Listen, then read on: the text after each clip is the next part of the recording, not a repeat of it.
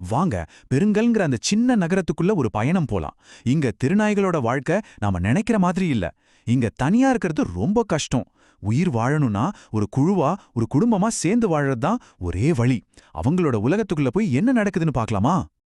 இந்த கதையோட மையமே இதுதாங்க. சமூகம், ஒற்றுமை. இந்த நாய்களுக்கு ஒரு கூட்டத்தோட இருக்கிறது தான் எல்லாமே. அதுதான் அவங்களோட பலம், பாதுகாப்பு எல்லாமே. முதல்ல இந்த ஊரையே தங்களோட கட்டுப்பாட்டுல வச்சிருக்கிற இந்த தெருநாய் கூட்டங்களை பத்தி தெரிஞ்சுக்கலாம்.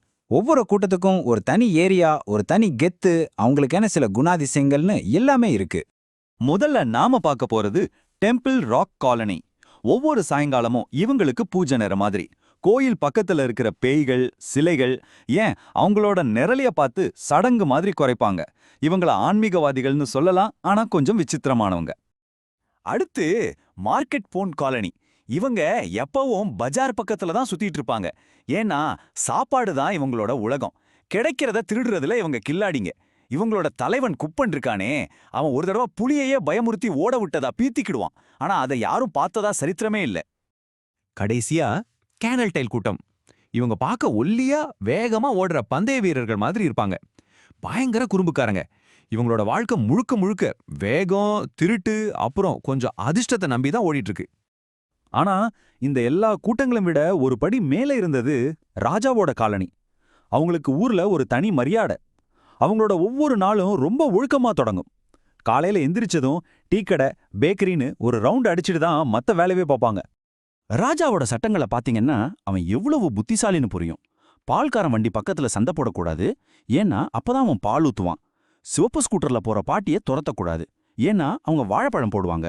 இது வெறும் கட்டுப்பாடு இல்ல, இது ஒரு புத்திசாலித்தனமான வாழ்க்கை யுத்தி. சரி, இப்ப கதையில ஒரு சின்ன திருப்பம்.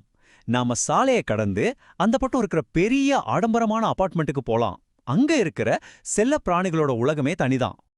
இந்த ரெண்டு வாழ்க்கையும் பாருங்களேன். ஒரு பக்கம் தெருவுல சுதந்திரம் இருக்கு, ஆனா பசி, ஆபத்து, ஒரு சமூகம்னு எல்லாம் கலந்துருக்கு. இன்னொரு பக்கம் பால்கனில வசதி, பாதுகாப்பு, நேரத்துக்கு சாப்பாடு எல்லாம் இருக்கு, ஆனா ஒரு சின்ன சிறைக்குள்ள வாழ்ற மாதிரி ஒரு உணர்வு. ரெண்டு பக்கமும் சில தியாகங்கள் இருக்கு. இங்கேதான் நம்ம ராக்கியோட என்ட்ரி. 4வது மாடியில வாழ ஒரு ஜெர்மன் ஷெப்பர்ட். அவனை பொறுத்த வரைக்கும் அவன்தான் நாகரிகத்தோட உச்சம். தெருநாய்களை பார்த்தா அவனுக்கு ஒரே இளக்காரம்தான், ஒரு மாதிரி அருவருப்பா பாப்பான். ஆனா குட்டியோண்டு பக்கு நாயான டோட்டோவோட பார்வை வேற மாதிரி இருக்கு. அதுக்கு திருநாய்களோட அந்த சுதந்திரத்தை பார்க்கும்போது ஒரு சின்ன ஏக்கம். எங்க வேணும்னாலும் போகலாம், எந்த கட்டுப்பாடும் இல்ல அப்படின்னு அது மனசுக்குள்ள நினைச்சுக்கும். ராக்கிக்கு உண்மையிலே கோபம் வர்றது எதனால தெரியுமா? தெருநாய்களோட அழுக்குனாலேயோ இல்ல சத்தத்தினாலேயோ இல்ல. ராஜாவோட கூட்டம் ரொம்ப அமைதியா ஆனா ஒரு கட்டுக்கோப்பான படையா இருக்கிறது தான் அவனுக்கு எரிச்சலை கொடுக்குது. இந்த ரெண்டு உலகமும் ஒன்னோடு ஒன்னு மோதும் போது என்ன ஆகும்? ஒவ்வொரு மதியமும் ஒரு நாடகம் நடக்கும். அதுதான் இவங்களுக்குங்க நடக்கிற வார்த்தை போர். முதல்ல பால்கனில இருந்து தான் சத்தம் வரும். ராக்கி ஒரு தளபதி மாதிரி அந்த தினசரி சண்டைய ஆரம்பிச்சு வைப்பான். உடனே தெருவுல இருந்து குப்பனோட கவுண்டர் வரும். அவனுக்கு இதெல்லாம் அல்வா சாப்பிடுற மாதிரி ரொம்ப சுவாரஸ்யமா இந்த சண்டையில கலந்துக்குவான். செம்ம நக்கலா இருக்குல்ல? குப்பனோட இந்த மாதிரி கிண்டல் தான் திருநாய்களுக்கு ஒரே கொண்டாட்டம். ஆனா மேல இருக்கிற செல்லப்பிராணிகளுக்கு உடம்பெல்லாம் எரியும். ஆனா நம்ம ராஜாவுக்கு இதெல்லாம் பிடிக்காது. அவன் மனசுக்குள்ள இதெல்லாம் ஒரு தேவையில்லாத வேலை, இந்த நாடகம் போடுறதால யாரு வயிறும் நிறைய போறதில்ல அப்படின்னு நினைச்சுக்குவான். அவனோட கவனம் எப்பவும் அடுத்த வேலை சாப்பாட்டுல தான். இந்த சண்டை சச்சரவெல்லாம் ஒரு பக்கம் இருக்கட்டும், இப்போ கதை அமைதியான ஒரு கட்டத்துக்கு நகரப்போகுது. இங்க நடக்க போற ஒரு சின்ன விஷயம் அந்த நாள் முழுசையும் மாட்டப்போகுது. மத்தியான நேரம், ரோடெல்லாம் ஒரே அமைதியா இருக்கு. வண்டி சத்தம்லாம் குறைஞ்சு தூரத்துல அரிசி மில் ஓடுற சத்தம் மட்டும் மெலிசா கேட்டுட்டு இருக்கு. இந்த அமைதியான சூழல் தான் ராஜாவுக்கும் லூனாவுக்கும் நடுவுல நடக்க போற சந்திப்புக்கு சரியான பின்னணி. அப்ப திடீர்னு ஒரு பால்கனில ஒரு அழகான வெள்ளை லாப்ரடார் நாய் வருது. அதோட பேரு லூனா. அது ரொம்ப நாளா ராஜாவை தூரத்திலேருந்தே கவனிச்சிட்டு இருக்கு, ஆனா இதுவரைக்கும் பேசுனதில்ல. ரொம்ப மென்மையா ஏய்ன்னு ஒரு சத்தம் கொடுக்குது. இத்தனை நாள்ல முதல் தடவையா ராஜா கிட்ட அது நேரா பேசுது. இது ஒரு சின்ன தொடக்கம்தான், ஆனா ரொம்ப முக்கியமான ஒண்ணு. அப்படி சொன்னதும் ஒரு மேரி பிஸ்கட்ட கீழே போடுது. அது மெதுவா காத்துல மிதந்து வந்து ராஜா கால் பக்கத்துல ஒரு தங்க காசு மாதிரி விழுது. இந்த ஒரு சின்ன செயல் அவங்க 2 பேரோட உலகத்துக்கும் நடுவுல ஒரு பாலத்தை கட்டுது. ராஜா அந்த பிஸ்கட்டை எடுத்துக்கிட்டே அவளை பாக்குறான். அவன் ரொம்ப எளிமையா நன்றியோட அதை ஏத்துக்கிறான். உணவு என்பது உணவுதான், இந்த ஒரு வரியில அவனோட வாழ்க்கை தத்துவமே அடங்கியிருக்கு. கதை முடியும் போது ராஜா மனசுக்குள்ள இப்படி நினைச்சுக்கிறான். அந்த தேவதை நாய் பார்க்க இனிமையா இருந்தாலும் அதனால ஆபத்தும் வரலான்னு அவனுக்கு தோணுது. இந்த ஒரு வரி ஒரு பெரிய கேள்விக்குறியோட நம்மள விட்டுட்டு போகுது. இந்த நட்பு என்ன ஆகும்? இது ஒரு நல்ல தொடக்கமா இல்ல ஒரு புது பிரச்சனையோட ஆரம்பமா? வாங்க, பெருங்கல் நகரத்தோட கதைக்குள்ள நாம மறுபடியும் போகலாம். போன அத்தியாயத்துல பார்த்த மர்மத்தோட தொடர்ச்சியா இன்னைக்கு நாம 2வது அத்தியாயத்துக்குள்ள நுழைய போறோம். இங்க நாய்களோட உலகத்துல பதட்டம் கொஞ்சம் கொஞ்சமா அதிகமாக ஆரம்பிக்குது. சாயங்காலம் மெதுவா அந்த ஊரை மூட ஆரம்பிக்குது. அப்பதான் நம்ம கதையும் தொடங்குது.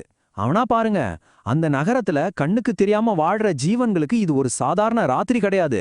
காத்துல ஏதோ ஒரு பெரிய மாற்றம் நடக்க போறதுக்கான அறிகுறி தெரியுது. இரும்பு பாதை நாய் கூட்டத்தோட தலைவன் ராஜா. அவனோட இந்த ஒரு வரியோட தான் கதை ஆரம்பிக்குது.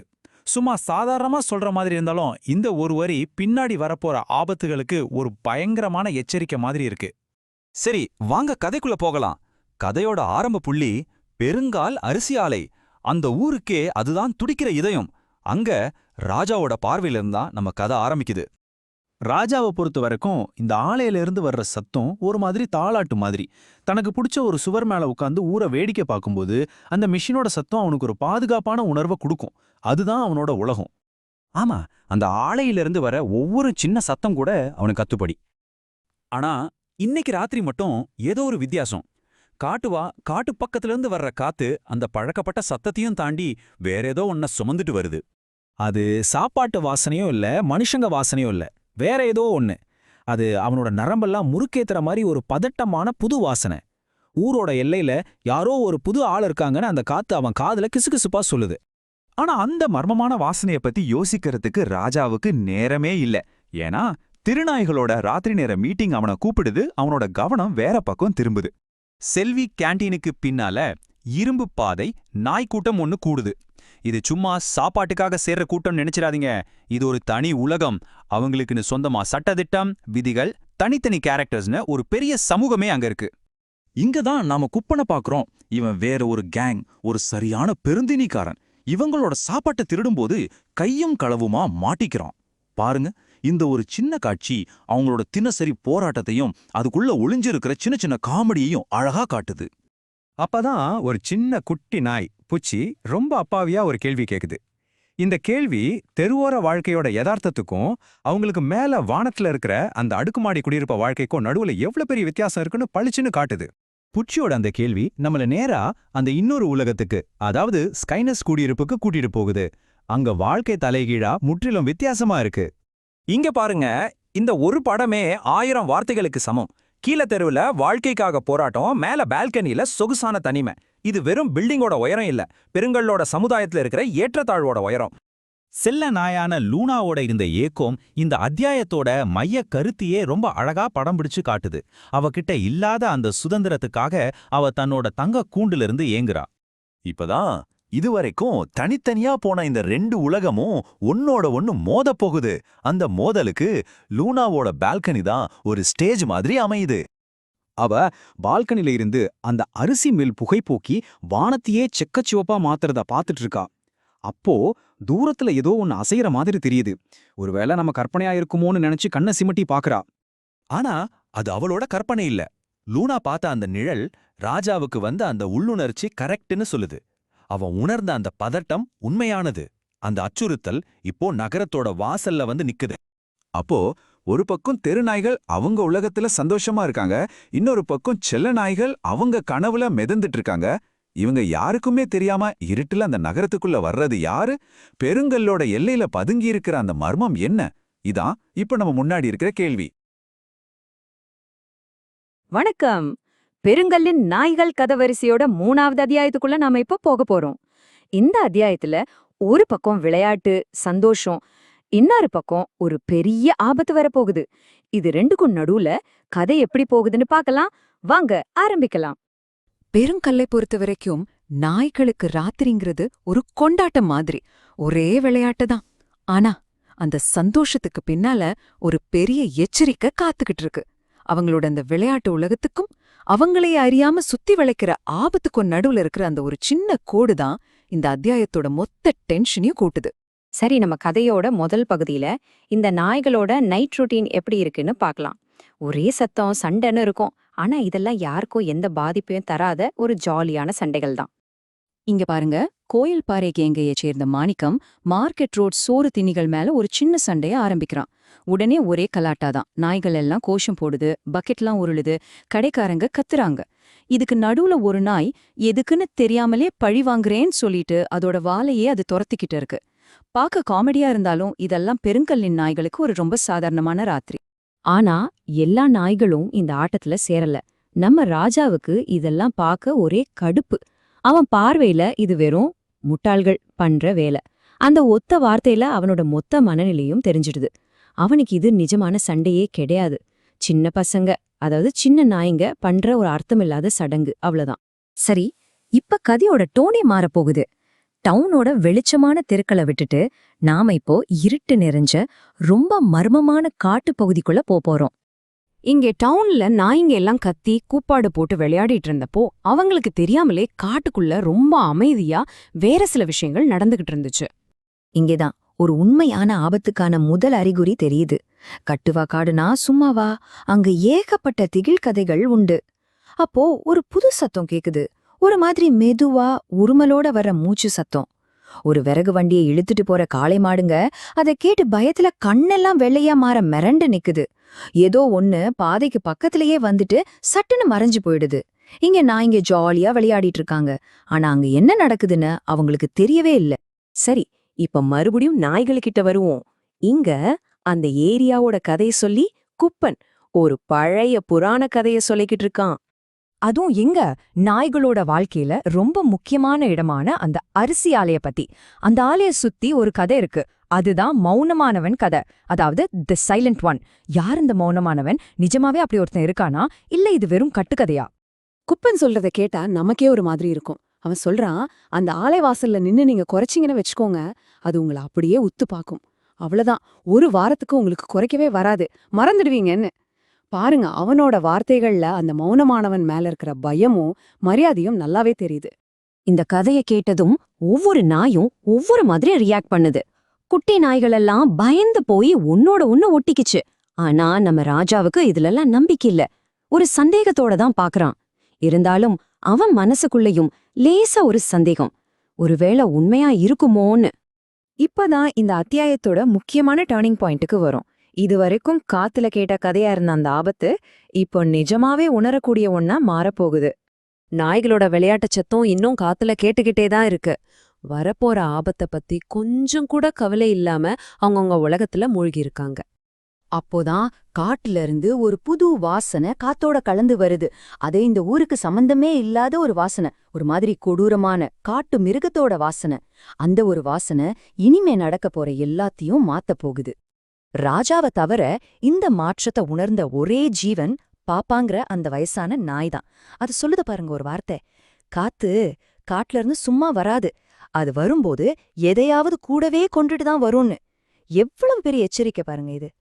இப்ப பாருங்க, இந்த ஆபத்துங்கிறது ராஜாவோட கற்பனை மட்டும் இல்ல, அவனோட உள்ளுணர்வு ஆபத்துன்னு அலறுது. அதே நேரம் பால்கனில இருந்து பாக்குற லூனா ஆலைக்கிட்ட ஒரு நிழல் வேகமா போறது பாக்குறா. அது மட்டும் இல்ல, ஏதோ சத தரையில தொப்புன்னு விழுந்த மாதிரி ஒரு சத்தமும் கேக்குது. எல்லாத்தையும் வச்சு ராஜா தன்னோட கூட்டத்தை அமைதியா எச்சரிக்கிறான். நாளைக்கு எல்லாரும் என் கூடவே இருங்க, யாரும் தனியா மரத்து பக்கம் போகாதீங்கன்னு. இப்போ நாம இரவோட கடைசி கட்டத்துக்கு வந்துட்டோம். விளையாட்டு எல்லாம் முடிஞ்சிருச்சு. ஆனா டென்ஷன் இப்போதான் அதோட உச்சத்துக்கே போகுது. எல்லா நாய்களும் சேர்ந்து கடைசி ஆட்டமா கள்ளுக்கடை வரைக்கும் ஒரு நள்ளிரவு ஓட்டம் போறாங்க. தெருவே அவங்க சந்தோஷத்துல அதிருது. ஆனா ராஜா, அவன் பாதி மனசோட தான் இதுல கலந்துக்கிறான். அவனோட மொத்த கவனமும் இன்னும் அந்த காட்டு மேலதான் இருக்கு. காத்துல அந்த ஈரமான ரோமமும் ரத்தமும் கலந்த வாசனை இன்னும் வந்துகிட்டே இருக்கு. அது அவனால நல்லா உணர முடியுது. விடியலுக்கு கொஞ்ச நேரத்துக்கு முன்னாடி பந்தயம் முடியுது. நாய்களெல்லாம் அரிசி ஆலைக்கிட்ட ஓய்வெடுக்குதுங்க. ஆனா ராஜா மட்டும் அவனுக்கு பிடிச்ச அந்த சுவர் மேல ஏறி நின்னு காட்டையே பாத்துக்கிட்டு இருக்கான். அப்போ ஒரே ஒரு நொடி மரங்களுக்கு நடுவுல இருந்து 2 மஞ்சள் கண்கள் நேரா அவனையே உத்து பாக்குது. அவன் கண்ணை சிமிட்டி துறக்கறதுக்குள்ள அந்த கண்கள் மறைஞ்சிடுது. விடியல் வந்ததும் எல்லாம் அமைதியாயிடுது. அந்த கண்கள் யாருடையது? கடைசியா ராஜா மனசுக்குள்ள இப்படி நினைச்சுக்கிறான், பெருங்கால் ரொம்ப அதிகமா சிரிக்குது. ஒருவேளை அது தன்னை சுத்தி என்ன நடக்குதுன்னே கவனிக்க மறந்துருச்சோ? இந்த ஒரு சிந்தனையோட இந்த அத்தியாயம் முடியுது. வரப்போற ஆபத்தை ராஜா ஒருத்தன் மட்டும்தான் உண்மையிலேயே புரிஞ்சுக்கிட்டான் போல. அவனோட இந்த எண்ணம் அடுத்தது என்ன நடக்க போகுதுங்கிற ஒரு பெரிய கேள்வியை நம்ம மனசுல விட்டுட்டு போகுது. வாங்க நம்ம கதையோட அடுத்த அத்தியாயத்துக்குள்ள போகலாம். பெருங்கல் நகரத்துல ஒரு புது நாள் விடியுது. நேத்து ராத்திரி நடந்த அந்த விசித்திரமான சம்பவங்கள் எல்லாம் ஒரு கெட்ட கனவு மாதிரி எல்லாருக்கும் மறந்து போச்சு. ஊரே ஒரு அமைதியில மூழ்கி இருக்கு. ஆனா இந்த அமைதி எவ்வளவு நேரத்துக்கு நீடிக்கும்னு நினைக்கிறீங்க? இந்த நகரத்துல ஒவ்வொரு காலையும் ஒரு நாடகம் நடக்கும். ஏன்னா இங்க வேலிகளுக்கு இந்த பக்கம் ஒரு உலகம் இருக்கு, அந்த பக்கம் இன்னொரு உலகம் இருக்கு. ரெண்டுமே நாய்களோட உலகம்தான். ஒன்னு சுதந்திரம் நிறைஞ்சது, இன்னொன்னு கட்டுப்பாடுகள் நிறைஞ்சது. தினமும் காலையில இந்த ரெண்டு உலகமும் ஒன்னோட ஒன்னு சந்திக்கும் போது ஒரு பெரிய மோதலே நடக்கும். முருகன் டீக்கடை ஓரமா நம்ம ஹீரோ ராஜா கண்ணு முழிக்கிறான். ராத்திரி பூரா ஊரை சுத்தி வந்த களைப்பு அவன் முகத்துல தெரியுது. அவனை சுத்தி அவனோட கேங்ல இருக்கிற மத்த நாய்களும் ஒன்னு ஒன்னா சோம்பன் முறிச்சு எழுந்துக்குது. தெருவோட இந்த பாதுகாவலர்கள் அடுத்த நாளுக்கு ரெடி ஆகிட்டு இருக்காங்க. ராஜாவோட பலமே அவனோட இந்த விசித்திரமான டீம் தான். பாருங்க, புச்சி எப்படி கால் மேல கால் போட்டு தூங்குதுன்னு. முத்து ஒரு பக்கெட்ல தலையை விட்டு கொரட்டை விட்டுட்டு இருக்கு. ஆனா ஒரு ஆளை மட்டும் காணோம், நம்ம குப்பன். அவன் எங்க இருக்கான்னு தெரியல, கண்டிப்பா ஏதோ சேட்டை பண்ணிட்டு இருப்பான். முருகன் டீ கடையை திறந்ததும் அவரோட முதல் வேலை ராஜாவுக்கு சாப்பாடு வைக்கிறது தான். ஆனா ராஜா அதை ஒரு பிச்சை மாதிரி வாங்கிக்க மாட்டான். ஒரு ராஜாவுக்குரிய கம்பீரத்தோட அதை ஏத்துக்கிட்டு நன்றியோட ஒரு தலையசிச்சுட்டு போவான். இது அவங்க ரெண்டு பேருக்கு நடுவுல இருக்கிற ஒரு டீல் மாதிரி. சரி, காலை டிஃபன் எல்லாம் முடிஞ்சது. இப்போதான் அசல் கச்சேரியே ஆரம்பிக்க போகுது. ஸ்கைநெஸ்ட் அபார்ட்மெண்ட்ல இருக்கிற செல்லப்பிராணிகள் எல்லாம் அதோட ஓனருங்க கூட வாக்கிங் வர்ற நேரம். நம்ம தெருநாய் கூட்டம் இதை கிண்டலா பெட் ஷோ டைம்னு தான் சொல்லும். இது வெறும் வாக்கிங் இல்ல, ஒரு கெத்து காட்டுற அணிவகுப்பு. இந்த சண்டையோட மையமே ரெண்டு விதமான வாழ்க்கை முறைதான். ஒரு பக்கம் பசி ஆபத்துன்னு தினமும் சவாலை சந்திக்கிற ராஜாவோட கூட்டம், அவங்களுக்குள்ள ஒரு அண்ணன் தம்பி பாசம் இருக்கு. இன்னொரு பக்கம் வசதியா எல்லா ரூல்ஸையும் ஃபாலோ பண்ணி வாழ்ற செல்ல பிராணிகள், அந்த டீமோட கேப்டன் ராக்கி. அந்த பெரிய கேட்டுக்கு உள்ளே இருந்து ராக்கியோட அதிகாரமான குரல் கேக்குது. அது ஒரு ஆர்மி கமாண்டர் மாதிரி அதோட கூட்டத்தை தயார் பண்ணுது. அதோட ஒரே நோக்கம் இந்த தெரு நாய்களுக்கு யார் பெரியவனு காட்டணும், அவ்வளோதான். ராக்கியோட கர்ஜனைக்கு பதிலடி கொடுக்க நம்ம குப்பன் இருக்கானே, எங்கிருந்தோ வந்தான் பாருங்க. தலையில ஒரு வாழைப்பழத்தோல கிரீட மாறி வச்சுக்கிட்டு நக்கலா ஒரு அனௌன்ஸ்மெண்ட் விடுறான். தெருநாய்களோட சுதந்திர மனப்பான்மைக்கு குப்பன்தான் சரியான உதாரணம். ரெண்டு பக்கமும் நாய்கள் பயங்கரமா குறைச்சு சண்டை போட்டுட்டு இருக்க அந்த கலேபரத்துக்கு நடுல எல்லா சத்தத்தையும் தாண்டி ஒரு மெல்லிய சிரிப்பு சத்தம் கேக்குது. அது ஸ்கைநெஸ்ட் பால்கனியிலிருந்து வர்ற லூனாவோட சிரிப்பு. ஒரு செகண்ட் அந்த சண்டையே நின்னு போச்சு. ராஜாவோட பார்வை நேரா அவளை தேடி போச்சு. அந்த ஷோ டைம் எல்லாம் முடிஞ்சு எல்லாரும் கலைஞ்சு போயிட்டாங்க. அந்த இடத்துல ஒரு அமைதி. ஆனா ராஜா மட்டும் அங்க இருந்து நகரல. அவனோட கண்கள் இன்னும் அந்த பால்கனியே பார்த்துட்டு இருக்கு லூனாவுக்காக. அந்த அமைதியில தான் அவங்களோட உண்மையான உரையாடல் ஆரம்பிக்குது. லூனா ரொம்ப கவனமா அவ ஓனருங்க பார்க்காதப்போ ஒரு பிஸ்கட்டை மெதுவா தன் காலால தள்ளி விடுறா. அது அந்த பெரிய இரும்பு வேலியோட சின்ன கேப் வழியா உருண்டு வந்து கரெக்டா ராஜாவோட கால் கிட்ட விழுது. இது வெறும் பிஸ்கட் இல்ல, அந்த வேலிகளை தாண்டின ஒரு நட்போட அடையாளம். அவங்க ரெண்டு பேரும் பார்வைகளாலையும் மெதுவான முனகல்கள்லையும் தான் பேசிக்கிறாங்க. மறுபடியும் திட்டு வாங்க போறீங்களான்னு ராஜா கேக்குற மாதிரி இருக்கு. அதுக்கு லூனா, இருக்கலாம், ஆனா நீயும் ஒரு நாள் நல்லா சாப்பிடணும்லன்னு சொல்ற மாதிரி இருக்கு. அவளோட இந்த சின்ன கருணை ரெண்டு உலகத்துக்கும் நடுவுல ஒரு பாலத்தை கட்டுது. சரி, இப்போ கதை கொஞ்சம் சீரியஸா மாறுது. நண்பகல் வெயில் சுட்டெரிக்குது. தெருவே அமைதியா இருக்கு. ஆனா ராஜாவோட மனசுல மட்டும் ஒரு மாதிரி உறுத்தலாவே இருக்கு. தைரியமான நாய்கள் கூட போக பயப்படுற அந்த பழைய அரிசி மீலோட பின்பட்டத்திலிருந்து ஏதோ ஒன்னு அவனை இழுக்குது. அந்த இடத்துக்கு போனதும் ராஜாவுக்கு ஒரு மாதிரி பழக்கமில்லாத வித்தியாசமான வாசனை வருது. இது என்ன வாசம்? ராஜாவோட உள்ளுணர்வு ஒரு பெரிய ஆபத்து வரப்போகுதுன்னு அவனுக்கு எச்சரிக்கை கொடுக்குது. அது நாயோட வாசனையும் இல்ல, பூனையோட வாசனையும் இல்ல. இது வேற ஏதோ அடர்ந்த காட்டுக்கே உரித்தான ஒரு கஸ்தூரி மனம். அப்போ நம்ம எல்லைக்குள்ள ஒரு அந்நியன், அதுவும் ஆபத்தான ஒரு அந்நியன் நுழைஞ்சிருக்கான்னு ராஜா புரிஞ்சுக்கிறான். சாயங்கால நேரம் எல்லா தெரு நாய்களும் ஆலமரத்தடியில ஒன்னு கூடுது. அப்போ அந்த ஊர்ல ரொம்ப வயசான நாய் பாப்பா ஒரு பழைய கதையை சொல்ல ஆரம்பிக்குது. பாப்பாவோட குரல்ல ஒரு நடுக்கம் தெரியுது. பல வருஷத்துக்கு முன்னாடி காட்டுல இருந்து வந்த ஒரு விலங்கு இந்த ஊர்ல செஞ்ச அழிவை பத்தி சொல்லுது. அது உடம்புல நெருப்பு நிழல் மாதிரி புள்ளிகள் இருந்துச்சாம். அந்த பழைய கதை இப்போ ஒரு எச்சரிக்கை மாதிரி ஒலிக்குது. இந்த கதையை கேட்டு அங்க இருந்த சின்ன நாய்கள் எல்லாம் சிரிக்குது. ஆனா ராஜாவால சிரிக்க முடியல. ஏன்னா மத்தியானம் அவன் முகர்ந்த அந்த கஸ்தூரி வாசனைக்கும் பாப்பா சொல்ற அந்த நெருப்பு நிழல் மிருகத்துக்கும் ஏதோ ஒரு சம்பந்தம் இருக்குன்னு அவனுக்கு தோணுது. மெதுவா ராத்திரி வருது. ஆனா இன்னைக்கு ராத்திரி பின்திரும்ப மாதிரி இல்ல. காத்துல ஒரு விதமான பதட்டம் கலந்திருக்கு. ராஜாவோட கண்கள் ரொம்ப கூர்மையா இருட்ட ஆராயுது. அதே சமயம் உயரமான பால்கனியிலிருந்து லூனா தெருவுல விழிப்போட இருக்கிற ராஜாவே பார்த்துட்டு இருக்கா. ராஜாவோட பதட்டத்துல அவளாலையும் உணர முடியுது. நான் அவனுக்காக கவலைப்படுறது கூட அவனுக்கு தெரியாதேன்னு தனக்குள்ளே மெதுவா முணுமுணுத்துக்கிறா. திடீர்னு அந்த அரிசி மில்லோட இருட்டுல ஒரு நொடி ஏதோ அசஞ்ச மாதிரி தெரியுது. ராஜாவோட உடம்பு விரைக்குது. அவன் நல்லா உத்து பார்க்கறான். ஆனா அங்க ஒண்ணுமே இல்ல. அப்போ பார்த்தது உண்மையா இல்ல ராஜாவோட பிரமையா? அந்த நிசப்தத்துல பாப்பா சொன்ன அந்த வார்த்தைகள் ராஜாவோட காதுல திரும்பவும் ஒலிக்குது. காடுகள் தன்னோட பாதைய ஒரு நாளும் மறக்காது. அப்போ அந்த பழைய ஆபத்து மறுபடியும் திரும்பி வருதா? ஆனா ராஜாவுக்கு தெரியாத ஒரு விஷயம் என்னன்னா, அதே நேரத்துல நகரத்தோட எல்லைக்கு வெளியே அடர்ந்த இருட்டுல ஒரு உருவம் மெதுவா சத்தமே இல்லாம நகர்ந்துட்டு இருக்கு, நகரத்தை நோக்கி. ஒருவேளை ராஜாவை நோக்கியா? இந்த இரவோட மௌனம் ஒரு பெரிய புயலுக்கு முன்னாடி இருக்கிற அமைதி மாதிரி இருக்கு. அடுத்து என்ன நடக்க போகுது? எப்பவும் ஞாயிற்றுக்கிழமைனா பெருங்கல் டவுன் ரொம்ப அமைதியா இருக்கும் இல்லையா? ஆனா இன்னைக்கு அப்படி இல்ல. எங்க பார்த்தாலும் ஒரு பரபரப்பு, ஒரு கொண்டாட்டம். ஏன்னா ஸ்கைனஸ்ட் அபார்ட்மெண்ட்ல வருஷம் நடக்கிற அந்த செல்லப்பிராணிகள் கண்காட்சி இன்னைக்கு தான். வாங்க அந்த கலாட்டாவுக்குள்ள என்னதான் நடக்குதுன்னு நாமளும் ஒரு எட்டு பார்த்துட்டு வரலாம். ஆமாங்க, இது சும்மா ஒரு சண்டை கிடையாது. இது ஸ்கைநெஸ்ட் செல்ல பிராணிகள் கண்காட்சியோட திறமை திருவிழா நடக்கிற நாள். சொல்லப்போனா போன ஒரு மாசமா ஊர்ல எல்லாருக்கும் இதுதான் டாபிக். நீங்க அந்த இடத்த பார்த்திருக்கணும். அப்படியே ஒரு கோயில் திருவிழா மாதிரி களகட்டி இருந்துச்சு. வாசல்ல பெரிய பெரிய பேனரு, காத்துல படபடன்னு அடிச்சுக்கிற பலூன் தோரணம், அப்புறம் சூடா டீ வித்துக்கிட்டு சுத்துறவங்க. இதையெல்லாம் சமாளிக்க முடியாம பாவம் அந்த செக்யூரிட்டி அண்ணாவுக்கு வேர்த்து கொட்டுது. ஒரே அமர்க்களமா இருந்துச்சு. பெருங்கல்ல பத்தி நமக்கு தெரியுமே, ஒரு நியூஸ் வந்தா காத்து மாதிரி பரவிடும். அதனால அங்க 2 விதமான கூட்டம் கூடிருச்சு. கேட்டுக்கு உள்ள ஒரு பக்கம் நல்ல செல்லமா வளர்ந்த நாய்களும் அதோட பரபரப்பான ஓனர்களும், அதே கேட்டுக்கு வெளியே இன்னொரு பக்கம் ஏதாவது பிஸ்கட் துண்டு கிடைக்காதான்னு ஒரு நப்பாசையோட ஒரு பெரிய தெருநாய் பட்டாளமே காத்துக்கிட்டு இருந்துச்சு. அந்த திருநாய் கூட்டத்துக்கு ஒரு லீடர் இருந்தான். பேர் குப்பன். அவன் என்ன பண்ணான் பாருங்க, ஒரு தேங்காய் சிரட்டையை எடுத்து கிரீடம் மாதிரி தலையில வச்சுக்கிட்டு உள்ள இருந்த நாய்களை பார்த்து, நம்ம மக்களுக்காக நாம தயாரா, நாம தான் சீஃப் கெஸ்ட், இந்த சென்ட் அடிச்ச வாளுங்க இல்லைன்னு ஒரு கமெண்ட் அடிச்சான் பாருங்க. அப்போவே தெரிஞ்சிச்சு அவங்க பார்வையில இந்த ஷோ ஒரு பெரிய காமெடி தான்னு. அப்பதான் புரியுது, இந்த கதையோட மையமே அந்த கேட்டுக்கு 2 பக்கம் இருக்கிற 2 உலகங்கள் தான். ஒரு பக்கம் ஒரே பகட்டும் பந்தாவும் நிறைஞ்ச செல்ல நாய்களோட உலகம். இன்னொரு பக்கம் பசியும் ஆனா அதை விட அதிகமா சாமர்த்தியமும் நிறைஞ்ச தெருநாய்களோட உலகம். இங்க பாருங்க, இந்த வித்தியாசத்தை எவ்ளோ அழகா சொல்லலான்னு. உள்ள இருக்கிற நாய்களுக்கு பளபளன்னு கோல்டன் கலர்ல முடி, ஆனா வெளிய குப்பனுக்கு தேங்காய் சிரட்டை தான் கிரீடம்.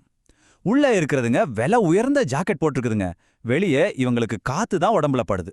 உள்ள பயிற்சி கொடுத்து கத்துக்கிட்ட வித்தைகள், ஆனா வெளியே வாழ்க்கையே கத்து கொடுத்த தெருவோர ஞானம். எவ்ளோ பெரிய வித்தியாசம் பாத்தீங்க. சரி, உள்ளே இருந்த ஸ்டார் சேலரையும் பார்த்துருவோம். முதல்ல டெய்ஸி சிவப்பு ஜாக்கெட்ல சூரியகாந்தி பூவெல்லாம் வச்சு ரொம்ப அழகா வந்திருந்துச்சு. அடுத்து டோட்டோ, பாவம், அதுக்கு சம்பந்தமே இல்லாத ஒரு பெரிய போட்டை மாட்டிக்கிட்டு ஒரே தடுமாற்றம். அப்புறம் ராக்கி, அப்படியே ஒரு மிலிட்டரி ஆபீசர் மாதிரி கம்பீரமா நடந்து வந்துச்சு. ஆனா கடைசியா ஒருத்தி லூனா, கழுத்துல சும்மா ஒரு சின்ன நீல ரிப்பன் தான், ஆனா அவளோட கண்கள் மட்டும் அந்த வேலியை தாண்டி வெளியவே பார்த்துக்கிட்டு இருந்துச்சு, ஒரு விதமான ஏக்கத்தோட. சரியா அந்த நேரத்துல அந்த ஏரியாவோட கல்ச்சுரல் கமிட்டிக்கு அவங்களாவே தலைவின்னு அறிவிச்சுக்கிட்ட திருமதி மேனன் மைக்க பிடிச்சாங்க. அவ்வளவுதான், போட்டிகள் அதிகாரப்பூர்வமா ஆரம்பமாச்சு. சத்தம் காதை பிளக்க ஆரம்பிச்சுது. போட்டியே பெஸ்ட் ட்ரிக்ஸ் தான். செம்ம இன்ட்ரெஸ்டிங்கா போச்சு. டேசி வந்து மூக்கு மேல 3 பிஸ்கட்டை அழகா பேலன்ஸ் பண்ணி அசத்திடுச்சு. டோட்டோ என்னடான்னா அந்த போட்டையில மாட்டிக்கிட்டு தான் வாலையே சுத்தி எல்லாரையும் சிரிக்க வச்சுது. ராக்கி ஒரு மிலிட்டரி வீரனை மாதிரி பெர்ஃபெக்ட்டா பந்தை எடுத்துட்டு வந்துச்சு. ஆனா லூனா எந்த ஆர்ப்பாட்டமும் இல்லாம ஒரே ஒரு வளையத்துக்குள்ள அவ்வளோ அழகா நேர்த்தியா தாவி மொத்த கூட்டத்தோட கவனத்தையும் தன் பக்கம் இழுத்துட்டான். லூனா தாவி முடிச்ச அந்த ஒரு கணம் அவளோட பார்வை கூட்டத்தையெல்லாம் தாண்டி வேலிக்கு வெளியே நின்னுக்கிட்டு இருந்த ராஜாவோட கண்களை சந்திச்சது. அந்த ஒரு நொடி அங்க வார்த்தையே இல்ல. அந்த 2 உலகத்துக்கும் நடுவுல ஒரு அமைதியான புன்னகை பரிமாறப்பட்டுச்சு. அது ஏதோ ஒரு ஆழமான ஒரு கனெக்ஷன் மாதிரி இருந்துச்சு. இதுக்கப்புறம் வந்ததுதான் ஹைலைட்டே, ஃபேன்சி ட்ரெஸ் காம்படிஷன். அடாடா, பாவாடை, போலீஸ் யூனிஃபார்ம், மிலிட்டரி ட்ரெஸ்னு நாய்களெல்லாம் அணிவகுத்து வந்துச்சு. இதையெல்லாம் வெளியிருந்து பார்த்துக்கிட்டு இருந்த குப்பன் ஒரு நக்கல் அடிச்சான் பாருங்க. இவங்கெல்லாம் பேண்ட்டுக்கு பதிலா சேத்தே பூசிக்கிட்டு வந்திருந்தா இன்னும் கொஞ்சம் நேர்மையா தெரிஞ்சிருப்பாங்கன்னு. செம இல்ல? சரி, இவ்ளோ நேரம் வேடிக்கை பார்த்தாச்சு. ஆனா வயித்துக்கு இப்போதான் நம்ம தெருநாய் கேங்கோட மாஸ்டர் பிளான் ஆரம்பமாச்சு. அவங்களோட டார்கெட் யாருமே கண்டுக்காம தனியா இருந்த அந்த சமோசா ஸ்டால். இந்த ஆபரேஷனுக்கு அவங்க வெச்ச பேரு ஆபரேஷன் சமோசா. குப்பன் அவனோட தேங்காய் சிரட்டை கிரீடத்தை ஒரு தடவை சரி பண்ணிக்கிட்டு கண்ணாலே சிக்னல் கொடுத்தான். கொடுத்த அடுத்த செகண்டு முத்துவும் புச்சியும் மேடைக்கு அடியில புகுந்து சமோசாவை நோக்கி மெதுவா நகர ஆரம்பிச்சாங்க. அடடா, டென்ஷன் ஏறுதுல்ல. ஆனா பாருங்க, இவங்க ஒன்னு நினைக்க அங்க வேற ஒன்னு நடந்துச்சு. புச்சி கொஞ்சம் ஆர்வத்துல வாளை ஆட்டிட, அந்த வாள் ஒரு தட்டுல பட்டு அந்த தட்டு நேரா போய் ஜூஸ் ஸ்டால்ல மோத. அவ்வளவுதான், மொத்த டேபிள் மேலேயும் ஒரு ஆரஞ்சு ஜூஸ் ஆறு ஓட ஆரம்பிச்சது. கலைபுரம் இங்கிருந்து தான் ஸ்டார்ட் ஆச்சு. இந்த திடீர் சத்தத்தை கேட்ட நம்ம மிலிட்டரி ராக்கி செக்யூரிட்டி பிரீச் அப்படின்னு சொல்ற மாதிரி பயங்கரமா குறைக்க ஆரம்பிச்சது. இத கேட்டதும் உள்ள இருந்த மத்த செல்லப்பிராணிகளும் சரி, அதோட ஓனர்களும் சரி, என்ன ஏதுன்னு தெரியாம பதட்டத்துல கத்த ஆரம்பிச்சிட்டாங்க. இந்த கலைபரத்திலிருந்து எப்படியாவது தப்பிக்கணும்னு முத்து அந்த ஃபேன்சி ட்ரெஸ்லாம் குமிச்சு வச்சிருந்த இடத்துக்குள்ள புகுந்துட்டான். ஆனா அவன் வெளியே வரும்போது, அடேங்கப்பா, உடம்புல ஒரு பிங்க் கலர் பாவாட, கண்ணுல ஒரு கூலிங் கிளாஸ்னு வேற லெவல்ல வந்தான். இத பார்த்ததும் அது வரைக்கும் பயத்துல இருந்த கூட்டம் வயிறு குலுங்க சிரிக்க ஆரம்பிச்சது. சரியா, அந்த காமெடி குழப்பம் எல்லாம் உச்சகட்டத்துல இருந்தப்போ வானம் ஒரு பெரிய இடியோட பொத்துக்கிட்டு ஊத்த ஆரம்பிச்சது. அந்த ஒரு மழை அதுவரைக்கும் இருந்த எல்லா கட்டுப்பாட்டையும் உடைச்சு மொத்த நிகழ்வையுமே ஒரு பெரிய கொண்டாட்டமா மாத்திருச்சுன்னு தான் சொல்லணும். மழை பெஞ்சதும் பாருங்க, அங்க பணக்காரன், ஏழை, செல்லநாய், தெருநாயின்ற வித்தியாசம் எல்லாம் கரைஞ்சு போச்சு. குழந்தைங்கெல்லாம் தேங்கின தண்ணியில குதிச்சு விளையாட ஆரம்பிச்சிட்டாங்க. செல்ல பிராணிகள் சேத்துல வழுக்கி விளையாடுதுங்க. பாவம் திருமதி மீனனோட ஹேர் ஸ்டைல் டோட்டலா டேமேஜ். கடைசியில நாம செக்யூரிட்டி அண்ணாவும் துரத்துறத விட்டுட்டு அவரும் மழையில நனைய ஆரம்பிச்சிட்டாரு. ஆனா இந்த மொத்த கூச்சல் குழப்பத்துக்கு நடுவுல 2 பேர் மட்டும் அமைதியா இருந்தாங்க, லூனாவும் ராஜாவும். மழையில சொட்ட சொட்ட நனைஞ்சபடியே அந்த வேலிக்கு 2 பக்கமும் நின்னுக்கிட்டு இருந்தாங்க. அவங்களுக்குள்ள மறுபடியும் அந்த ஆழமான அமைதியான புரிதல், வார்த்தைகளே இல்லாம. மழை நின்னதுக்கு அப்புறம் அந்த இடத்த பார்க்கணுமே, அப்படியே ஒரு போர்க்களம் மாதிரி தான் இருந்துச்சு. ஆனா ஆச்சரியமான விஷயம் என்னன்னா, யார் முகத்திலயும் கோபமே இல்ல. எல்லாரும் நடந்ததை நினைச்சு சிரிச்சுக்கிட்டு இருந்தாங்க. அப்படியே ஒரு போஸ்ட் ஈவென்ட் ரிப்போர்ட் போட்டா, தெருநாய்கள் சாப்பிட்ட சமோசாக்கள் அதிகம், வீணா போன காஸ்டியூம்ஸ் நடுத்தரம், ஆனா எல்லாரும் அனுபவிச்ச சந்தோஷம் மிக மிக அதிகம். கடைசில பார்த்தா இந்த கலைபரம் தான் அந்த 2 உலகத்தையும் ஒன்னா சேர்த்து வச்சிருக்கு. மெதுவா சாயங்காலமாகி இருட்ட ஆரம்பிச்சது. ராஜா வழக்கம் போல தன் மதில் சுவர்ல உட்கார்ந்திருந்தான். காத்துல அந்த ஈரமண் வாசம், மிச்சம் இருந்த சமோசாவோட வாசம், இதெல்லாம் தாண்டி ஒரு புதுவிதமான கஸ்தூரி மணம். அது பக்கத்துல இருக்கிற காட்டிலிருந்து அடிச்சிட்டு வந்தது. சரியா அந்த நேரத்துல அந்த கூட்டத்திலே ரொம்ப வயசான நாய் பாப்பா ஒரு விஷயம் சொன்னுச்சு. அது அந்த நாளோட மொத்த சூழலையுமே மாத்திருச்சு. அது சொன்னது இதுதான்: மழை சிரிப்பை மட்டும் எழுப்புறதில்ல, ஒரு நாள் இதே மழை சத்தத்தை நீ ஒரு எச்சரிக்கையா கேப்ப. அப்பதான் எல்லாருக்கும் புரிஞ்சுது, இன்னைக்கு நடந்ததெல்லாம் வெறும் வேடிக்கை இல்ல, இதுக்கு பின்னாடி வேற ஏதோ இருக்குன்னு. அப்போ இந்த நாள் முழுக்க நடந்த சிரிப்பு கொண்டாட்டம் எல்லாம் அடங்குனதுக்கு அப்புறம் அந்த பாப்பா சொன்ன எச்சரிக்கைக்கு என்ன அர்த்தமா இருக்கும்? அந்த இருண்ட காட்டின் எல்லையில அப்படி என்னதான் அமைதியா காத்துக்கிட்டு இருக்கு? இந்த கேள்வியோட இந்த அத்தியாயத்தை முடிக்கிறோம். நீங்க என்ன நினைக்கிறீங்க? சரி, வாங்க இந்த கதையோட அடுத்த அத்தியாயத்துக்குள்ள போகலாம். பெருங்கல் நகர்ல ரொம்பவே பரிச்சயமான தெருக்கள்ல சூரியன் மறைஞ்சதுக்கு அப்புறம் ஒரு புதுவிதமான சொல்ல முடியாத பயம் எப்படி உருவாகுதுன்னு பார்க்க போறோம். முன்னாடி ஒரே கொண்டாட்டமா இருந்த அதே ஊரு தான் இப்போ ஒரு ஆதி காலத்து பயத்துல சிக்கி தவிக்குது. அது எப்படின்னு தான் இந்த பகுதியில நாம பார்க்க போறோம். முதல்ல அந்த ஊரோட சூழல் எப்படி மாறுச்சுன்னு பார்க்கலாம். அந்த மாற்றத்தை மனுஷங்களை விட அங்க இருக்கிற விலங்குகள் நல்லாவே உணருது. அந்த அளவுக்கு காத்துல ஒரு பயம் கலந்திருக்கு. இங்க பாருங்க, இந்த வேறுபாடு எவ்வளவு தெளிவா தெரியுதுன்னு. பகல்ல சிரிப்பு சத்தத்தோட கொண்டாட்டமா இருக்கிற தெருக்கள் ராத்திரி ஆனா போதும் அப்படியே தலைகீழா மாறிடுது. தெருக்கள் வெறிச்சோடி போகுது. ஒரு விதமான எச்சரிக்கை உணர்வு எல்லா இடத்துலயும் பரவுது. இந்த மாற்றத்தை முதலா உணர்ந்தது மனுஷங்க கிடையாது, அங்க இருக்கிற விலங்குகள் தான். குறிப்பா ராஜா, அந்த தெருவோட காவல் நாய். அதுதான் எல்லாத்துக்கும் தலைமை தாங்குது. பாருங்க, ஸ்கைநெஸ்ட் அபார்ட்மெண்ட் மாதிரி ஒரு பாதுகாப்பான இடத்துல இருக்கிற லூனாங்கிற நாய் கூட சொல்லுது பூமி தன்னோட மூச்சு பிடிச்சிட்டு இருக்குன்னு. அந்த அளவுக்கு ஒரு பதற்றம். ஆனா கூட இருக்கிற மத்த செல்ல நாய்களுக்கும் இது ஒரு மூட நம்பிக்கை மாதிரி தான் தெரியுது. சரி, இப்ப வெறும் கவலையா இருந்த விஷயம் எப்படி ஒரு பயங்கரமான மர்மமா மாறுதுன்னு பார்க்கலாம். அதாவது ஆபத்தோட முதல் அறிகுறிகள் தெரிய ஆரம்பிக்குது. ஒரு மாதிரி தெளிவான ஆனா அதே சமயம் குழப்பமான ஒரு பேட்டர்ன் உருவாகுது. பாருங்க, 2 வாரத்துக்கு முன்னாடி ஒரு கன்றுக்குட்டி, போன வாரம் 2 கோழி, இன்னைக்கு ராத்திரி ஒரு ஆடு. எல்லாமே இருட்டினதுக்கு அப்புறம்தான் காணாம போகுது. ஆனா எந்த ஒரு தடையும் கிடைக்கல. அப்போ அந்த ஆட்டுக்கு என்னதான் ஆச்சு? இந்த கேள்விக்கு பதில் தேட அந்த கூட்டத்தோட தலைவன் ராஜா அந்த இடத்துக்கு நேர்லயே போறான். அங்க அவன் என்ன கண்டுபிடிச்சான் தெரியுமா? அங்க கிடைச்ச தடயங்களை பாருங்க. ரொம்ப விசித்திரமா கூர்மையா இருக்கு. அது நாயோட தடம் இல்ல, பூனையோடதும் இல்ல. ரொம்ப கனமான வேகமான ஒரு உயிரினத்தோட வேலையா இருக்கு. முக்கியமா ரத்தமோ போராட்டத்துக்கான அறிகுறியோ எதுவுமே இல்ல. பயம் மட்டும்தான் மிச்சம் இருக்கு. இது நாய்களுக்கு இதுவரைக்கும் பரிச்சயம் இல்லாத ஒரு வேட்டை மிருகத்தை சுட்டி காட்டுது. ராஜா ஒரு முடிவுக்கு வர்றான். ஏதோ ஒண்ணு நம்மள வேட்டையாடுது, இது நம்ம வகையான பசி இல்ல, இது காட்டு பசின்னு சொல்றான். அப்பதான் புரியுது, அவங்க ஏதோ ஒரு திருடனையோ இல்ல சாதாரண விலங்கையோ எதிர்கொள்ளல, காட்டிலிருந்து வந்த ஒரு உண்மையான வேட்டை மிருகத்தை எதிர்கொள்றாங்கன்னு. சரி, இப்போ இந்த பயத்தோட மூல காரணத்தை கண்டுபிடிக்க ராஜா தனியாவே ரோந்துக்கு கிளம்புறான். இதுதான் இந்த அத்தியாயத்தோட உச்சக்கட்டத்துக்கு நம்மள கூட்டிட்டு போகுது. அன்னிக்கு ராத்திரி அந்த பழைய அரிசி மில்லோட நிழல்ல ராஜா அத பாத்துட்டான். அங்கிருந்த ஒரு லோடிங் மெஷின்ல புதுசா நகைக்கீறல்கள் இருக்கிறத பாக்குறான். அப்புறம் அந்த கூர்மையான காட்டு வாசனையை பின்தொடர்ந்து மரங்களை நோக்கி போறான். அப்போதான் இதயமே நின்னு போற மாதிரி ஒரு தருணம். ராஜா அந்த வேட்டைக்காரனை நேருக்கு நேரா பாக்குறான். நிலா வெளிச்சத்துல 2 கண்கள் நெருப்பு மாதிரி எரிஞ்சிட்டு இருக்கு. அது இமைக்கவே இல்ல. மனுஷங்களோ நாய்களோ வர்றதுக்கு முன்னாடி இந்த நிலத்தை ஆண்ட ஒரு பழமையான உயிரினத்தை பாக்குற மாதிரி அவனுக்கு தோணுது. அவன் தன் கூட்டத்துக்கிட்ட ஒரு பிளானோட திரும்ப வரல, மாறாக ஒரு பயங்கரமான அடையாளத்தோட வர்றான். அது என்னன்னு அவன் விவரிக்கும்போது மொத்த கூட்டத்துக்கிட்டையும் ஒரு பய அலை பரவுது. அது பேய் இல்ல, நாய் இல்ல, அது ரொம்ப பழமையானது, அது உடம்புல புள்ளிகள் இருக்குன்னு சொல்றான். இப்போ ஒரு பயங்கரமான வேட்டை மிருகம் இருக்கிறது உறுதியானதும் இதுவரைக்கும் நடக்காத ஒரு விஷயம் நடக்குது. அந்த நகரத்துல ஒண்ணுக்குன்னு சண்டை போட்டுக்கிட்ட நாய் கூட்டங்கள் எல்லாம் ஒன்னு சேர வேண்டிய கட்டாயம் ஏற்படுது. ஆனா பாருங்க, எல்லா தலைவர்களோட ரியாக்ஷனும் ஒரே மாதிரி இல்ல.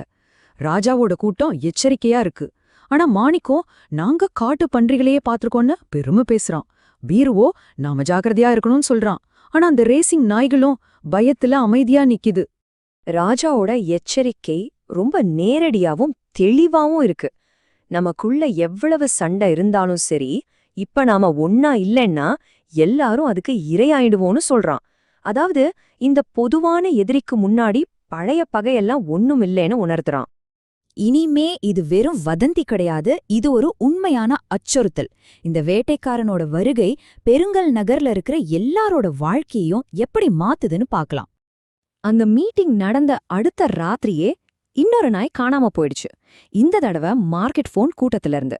அங்க மிச்சம் இருந்தது கிழிஞ்ச போன ஒரு காலர் பட்டை மட்டும்தான். அப்பதான் அந்த கூட்டத்தோட மூத்த நாயான பாப்பா சொல்லுது, பழைய வேட்டைக்காரன் திரும்பி வந்துட்டான்னு. இந்த ஒரு வார்த்தை அங்க இருந்த எல்லா சந்தேகத்தையும் வீர பேச்சையும் அமைதியாக்கிடுச்சு. நிலைமையோட தீவிரத்தை புரிஞ்சுகிட்ட ராஜா உடனே சில புது விதிகளை கொண்டு வர்றான். இனிமே உயிர் வாழணும்னா கட்டுப்பாடும் ஒற்றுமையும் ரொம்ப முக்கியம். யாரும் தனியா போகக்கூடாது. குட்டிகள் கூட்டத்துக்கு நடுவுல இருக்கணும். ரோந்து போனா ஜோடியா போகணும். முக்கியமா காட்டு ஓரமா போகவே கூடாது. இங்க பாருங்க, 2 வெவ்வேறு உலகத்தை பாக்குற மாதிரி இருக்கு. ஒரு பக்கம் ஸ்கைனஸ்குள்ள இருக்கிற மனுஷங்க, இது திருடங்க இல்லனா நரிகளோட வேலையா இருக்கும்னு நினைச்சிட்டு இருக்காங்க. ஆனா இன்னொரு பக்கம் தெருக்கள்ல நாய்கள் தங்களோட உயிரை காப்பாத்திக்க ரோந்து போகுதுங்க. தங்களோட எல்லைகளை எல்லாம் மறந்து ஒன்னு சேருதுங்க. இந்த நிலைமையில லூனா பயத்தோட பாத்துட்டு இருக்க ராஜாவோ அவளை வெளியே வராதுன்னு எச்சரிக்கிறான். மொத்த நகரமும் மூச்சடக்கி நிக்குது. ஏன்னா அந்த 2 தங்க நிற கண்கள் நிழல்கள்ல இருந்து எல்லாத்தையும் பாத்துக்கிட்டு இருக்கு. இந்த அத்தியாயம் ஒரு சண்டையோட முடியல, ஆனா ஒரு பயங்கரமான சண்டைக்கான அறிகுறியோட முடியுது. அந்த வேட்டைக்காரன் நகரத்தோட எல்லைக்கு பக்கத்துல காத்துக்கிட்டு இருக்கான். பழங்கால காட்டிலிருந்து வந்த ஒரு வேட்டை மிருகம் நிழல்ல இருந்து பாத்துட்டு இருக்கு. இப்போ காத்துல ஒரே ஒரு கேள்விதான் தொங்கிட்டு நிக்குது. அடுத்தது யார்?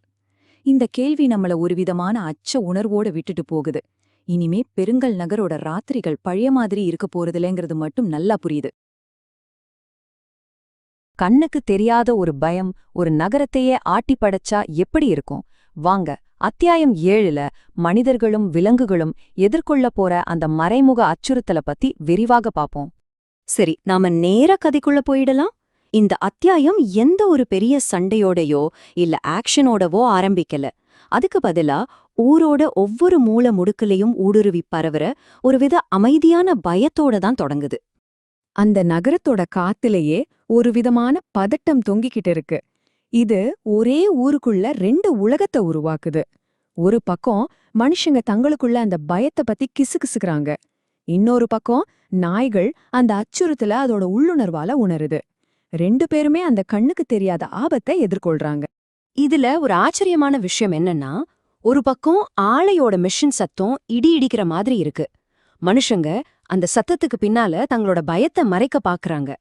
ஆனா இன்னொரு பக்கம் நாய்கள் ரொம்ப அமைதியா இருக்கு.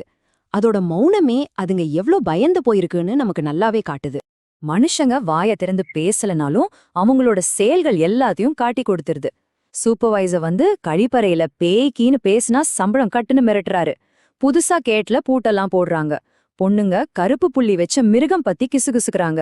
பயத்துல கையில ஏதேதோ சேகையெல்லாம் செஞ்சுக்கிறாங்க. இப்படி ஊரையே பயம் இறுக்கமா பிடிச்சிருக்கும்போது அந்த சமூகம், குறிப்பா நாய்கள், தங்களுக்கு தைரியம் சொல்லிக்க ஒரு பழங்கால கதையை நம்ப ஆரம்பிக்குதுங்க. இங்கு ஒரு முக்கியமான கேள்வி வருது. இவ்ளோ பெரிய பயத்துக்கு நடுவுல தைரியம் எப்படி வரும்? ஒருவேளை அதுக்கு பதில் எல்லாரும் சேர்ந்து நம்புற ஒரு பழங்கதையில இருக்கலான்னு இந்த அத்தியாயம் சொல்லுது. அப்போதான் அந்த கூட்டத்திலேயே வயசான நாயான பாப்பா ஒரு நம்பிக்கை விதைய போடுது. அது சொல்லுது, இந்த ஆளைய பாதுகாக்க எல்லாத்தையும் பாத்துக்க ஒருத்தன் இருக்கான்னு. யார் அந்த ஒருத்தன்? அவன்தான் சிப்பிப்பாரு. அதாவது மௌனமானவன், இந்த ஆளையோட பாதுகாவலன். சத்தமே போடாம காத்து மாதிரி தானியங்களுக்கு நடுவுல போயிட்டு வர ஒரு பழங்கால நாய். அந்த சிப்பிப்பாறை மேல இருக்கிற நம்பிக்கைதான் அந்த தெரியாத ஆபத்தை எதிர்க்க நாய்களுக்கு ஒரு தைரியத்தை கொடுக்குது. சரி, ஒரு பக்க கதை நம்பிக்கைன்னு இருக்கு. ஆனா அந்த பழங்கதை ஒரு நிஜமான பயங்கரமான அச்சுறுத்தலை சந்திக்கும்போது என்ன ஆகும்? அங்கதான் கதை சூடு பிடிக்குது. அந்த பயத்துக்கு இப்போ ஒரு உருவம் கிடைக்குது. வீர்னு ஒரு இளநாய் காட்டு ஓரத்துல புள்ளி வச்ச உடம்போட தண்ணி மாதிரி அசைற ஒரு சிறுத்தைய ஒரு நொடி பாத்துருது. அந்த ஒரு நொடி அந்த ஊரோட தலையெழுத்தையே மாத்த போகுது. அந்த சிறுத்தைய பார்த்ததுக்கு அப்புறம் நாய்க்கூட்டங்களுக்குள்ள ஒரே பீதி. அதோட தலைவன் ராஜா ரகசியமா எல்லா நாய்களையும் ஒன்னு சேர சொல்லி உத்தரவு போடுறான். ஒரு வீட்டு நாய் கூட தன்னோட ஆதரவை காட்ட வேலிக்கு மேல ஒரு பிஸ்கெட்டை தூக்கி போடுது. ராத்திரி நெருங்க நெருங்க ஊரே ஒரு அமானுஷ்யமான அமைதியில மூழ்குது. இதுவரைக்கும் இருந்த எல்லா பயமும் பதட்டமும் ஒன்னா சேர்ந்து கதையோட உச்சக்கட்டமான ஒரு பெரிய மோதலுக்கு நம்மள கூட்டிட்டு போகுது. அந்த சிறுத்தை வந்துருச்சு. அது சும்மா பதுங்கி வேடிக்கை பார்க்கல, நேரா ஆல காம்பவுண்டுக்குள்ளே வந்துருச்சு. ஈஸியா ஒரு சாப்பாடு கிடைக்கும்னு நினைச்சு நாய்களோட ஏரியாவுக்கே சவால் விடுது. ஆனா நாய்களும் சும்மா இல்ல. முதல்ல வீரோவோட பய ஓலி 3 தடவை கேக்குது. அதுதான் ஆபத்துக்கான சிக்னல். உடனே ராஜா எல்லா கூட்டத்தையும் ஒன்னு சேர சொல்லி கத்துறான். 4 கூட்டமும் ஒன்னா சேர்ந்து குறைச்சிக்கிட்டே ஒரு வட்டத்தை உருவாக்குதுங்க. அது ஒரு பலவீனமான சுவர் மாதிரிதான், ஆனா அது ஒற்றுமையோட சுவர். சிறுத்தா அந்த வட்டத்தை ஒரு பார்வை பார்த்து இதுல எது வீக்கான நாயின்னு கணக்கு போட்டு தாக்க தயாராகிறப்போ நிழலிலிருந்து யாருமே எதிர்பார்க்காத ஒரு உருவம் வெளியே வருது. ஆமா, சிப்பிப்பாறை. இத்தனை நாளா கதையா கேட்ட அந்த பாதுகாவலன் இப்போ நிஜமா வந்து நிக்கிறான். அந்த சிறுத்தையை எதிர்க்க அவன் மெதுவா முன்னாடி வரான். இதுக்கப்புறம் நடக்கிறது ஒரு சண்டையே இல்ல, அது ஒரு சைலண்ட் வார். காட்லேந்து வந்த அந்த சிறுத்தையோட பசியான கண்களுக்கும் ஆளையோட காவலனான சிப்பிப்பாறையோட அந்த பழமையான மஞ்சள் நிற கண்களுக்கும் நடுவுல ஒரு மனோதிட போர் நடக்குது. ஒன்னு காத்தோட சக்தி, இன்னொன்னு அந்த இடத்தோட சக்தி. கடைசியில சிறுத்தைக்கு புரிஞ்சிருச்சு, இங்க நம்ம ஜெயிக்க முடியாதுன்னு. தன்னை விட ரொம்ப பழமையான சக்தி வாய்ந்த ஒண்ணு முன்னாடி நிக்கிறத உணர்ந்து மெதுவா பின்வாங்கி இருட்டுக்குள்ள மறைஞ்சு போகுது. நாய்கள்லாம் இன்னும் ஷாக்ல இருந்தாலும் இப்போதைக்கு பாதுகாப்பா இருக்குங்க. சண்டை முடிஞ்சிருச்சு. ஆனா அந்த ராத்திரி ஏற்படுத்தின தாக்கம் இன்னும் இருக்கு. அந்த பலவீனமான அமைதிய பத்தி தான் இந்த அத்தியாயம் கடைசியா பேசுது. காலையில வேலைக்கு வர்றவங்க மண்ணுல சிறுத்தையோட கால் தடத்தை பாக்குறாங்க. நேத்து வரைக்கும் ஒண்ணுக்கொன்னு சண்டை போட்ட நாய்க்கூட்டங்களுக்கு நடுவுல இப்போ ஒரு புது மரியாதை உருவாகியிருக்கு. ராஜா எப்பவும் இந்த ஊரை காப்பாத்தணும்னு மனசுக்குள்ள ஒரு சபதம் எடுத்துக்கிறான். வாழ்க்கை மெதுவா இயல்பு நிலைக்கு திரும்புது. ஆனா அந்த தாக்குதலோட நினைவு மட்டும் அப்படியே இருக்கு. அத்தியாயம் நாய்க்கும் விடியலுக்கும் இடையிலான மௌனமான பிணைப்பு அப்படிங்கிற ஒரு அழகான வரியோட முடியுது. ஒரு பயங்கரமான ராத்திரிக்கு அப்புறம் அந்த சமூகம் எப்படி அமைதியா மீண்டு வருதுன்னு இது காட்டுது. ஆனா கதை இங்க முடியல. நிழல்கள்ல அந்த பச்சை நிற கண்கள் இன்னும் பார்த்துக்கிட்டு தான் இருக்கு. இந்த அமைதி நீடிக்குமா? இந்த ஒரு தடவை ஜெயிச்சுட்டாங்க. ஆனா அடுத்த முறை? அதான் இங்க இருக்கிற கேள்வி. சரி, வாங்க அத்தியாயம் 8க்குள்ள போகலாம். பெருங்கல் நகரோட தலையெழுத்தையே மாத்தி எழுத போற ஒரு முக்கியமான நாள் பத்தி தான் நாம இப்ப பார்க்க போறோம். அந்த ஒரே ஒரு நாள்ல என்னதான் நடந்தது? வாங்க தெரிஞ்சுக்கலாம். இந்த அத்தியாயத்தோட ஆரம்பமே ஒரு மாதிரி கனமா இருக்கு பாருங்க. ஒரு பயம் ஒரு முழு சமூகத்தையே எப்படி முடக்கி போட்டிருக்குன்னு காட்டுது. காலையில சூரியன் வந்தும் கூட ஊரே இருண்டு போன மாதிரி ஒரு உணர்வு. அந்த பயம் வெறும் ஒரு உணர்வு மட்டும் இல்ல, அது உண்மையிலேயே அங்கிருந்த நாய்க்கூட்டங்களோட அன்றாட வாழ்க்கைய, அவங்களோட அந்த தாளத்தையே மொத்தமா உடைச்சு போட்டுடுச்சு. இதோட பாதிப்பு எப்படி இருக்குன்னு பாருங்க. இரும்பு பாதை, டெம்பிள் ராக், மார்க்கெட் போன் எல்லா கூட்டங்களும் வழக்கமா காலையில கேட்குற அந்த சத்தமே இல்ல, ஒரே அமைதி. ஆனா இது ஒரு பயங்கரமான அமைதி. ஒருத்தர் சந்தேகத்தோட பார்த்துட்டே போறாங்க. பாருங்க, இந்த பதற்றம் நாய்களை மட்டும் விட்டு வைக்கல, மனுஷங்க மத்தியிலயும் பரவரிச்சு. ஊருக்குள்ள வதந்திகள் சுத்தி வருது. அங்க இருக்கிற மில்லுல கூட புதுசா என்னென்னவோ கட்டுப்பாடுகள் கொண்டு வராங்க. நாள் போக போக உள்ளுக்குள்ள புகஞ்சுகிட்டு இருந்த இந்த பயம் இருக்கு இல்லையா, அது இப்போ கூட்டங்களுக்குள்ளேயே ஒரு பெரிய சண்டையா வெடிக்க ஆரம்பிக்குது.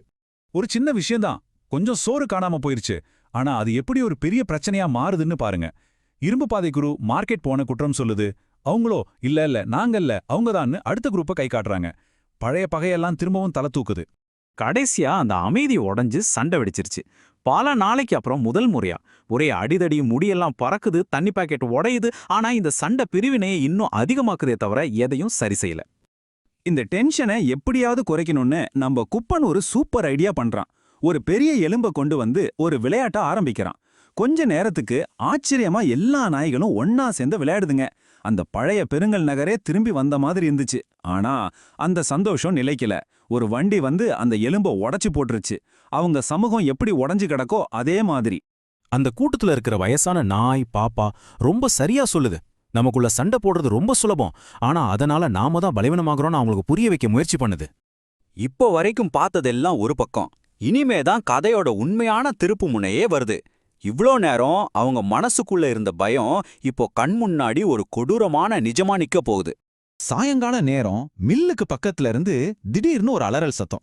அது எந்த நாயோட சத்தம் மாதிரியும் இல்ல. கேட்ட உடனே எல்லா சின்ன சின்ன சண்டைகளும் அப்படியே நின்னு போச்சு. சத்தம் வந்த இடத்துக்கு எல்லாரும் ஓடி போய் பார்க்கறாங்க. அங்க சேத்துல பதிஞ்சிருந்த கால் தடங்களை பார்த்ததும் எல்லாருக்கும் உறைஞ்சு போச்சு. அது எந்த நாயோட கால் தடத்தை விடவும் ரொம்ப பெருசா, ரொம்ப ஆழமா இருந்துச்சு. சிறுத்தை இங்கதான் வந்திருக்கு.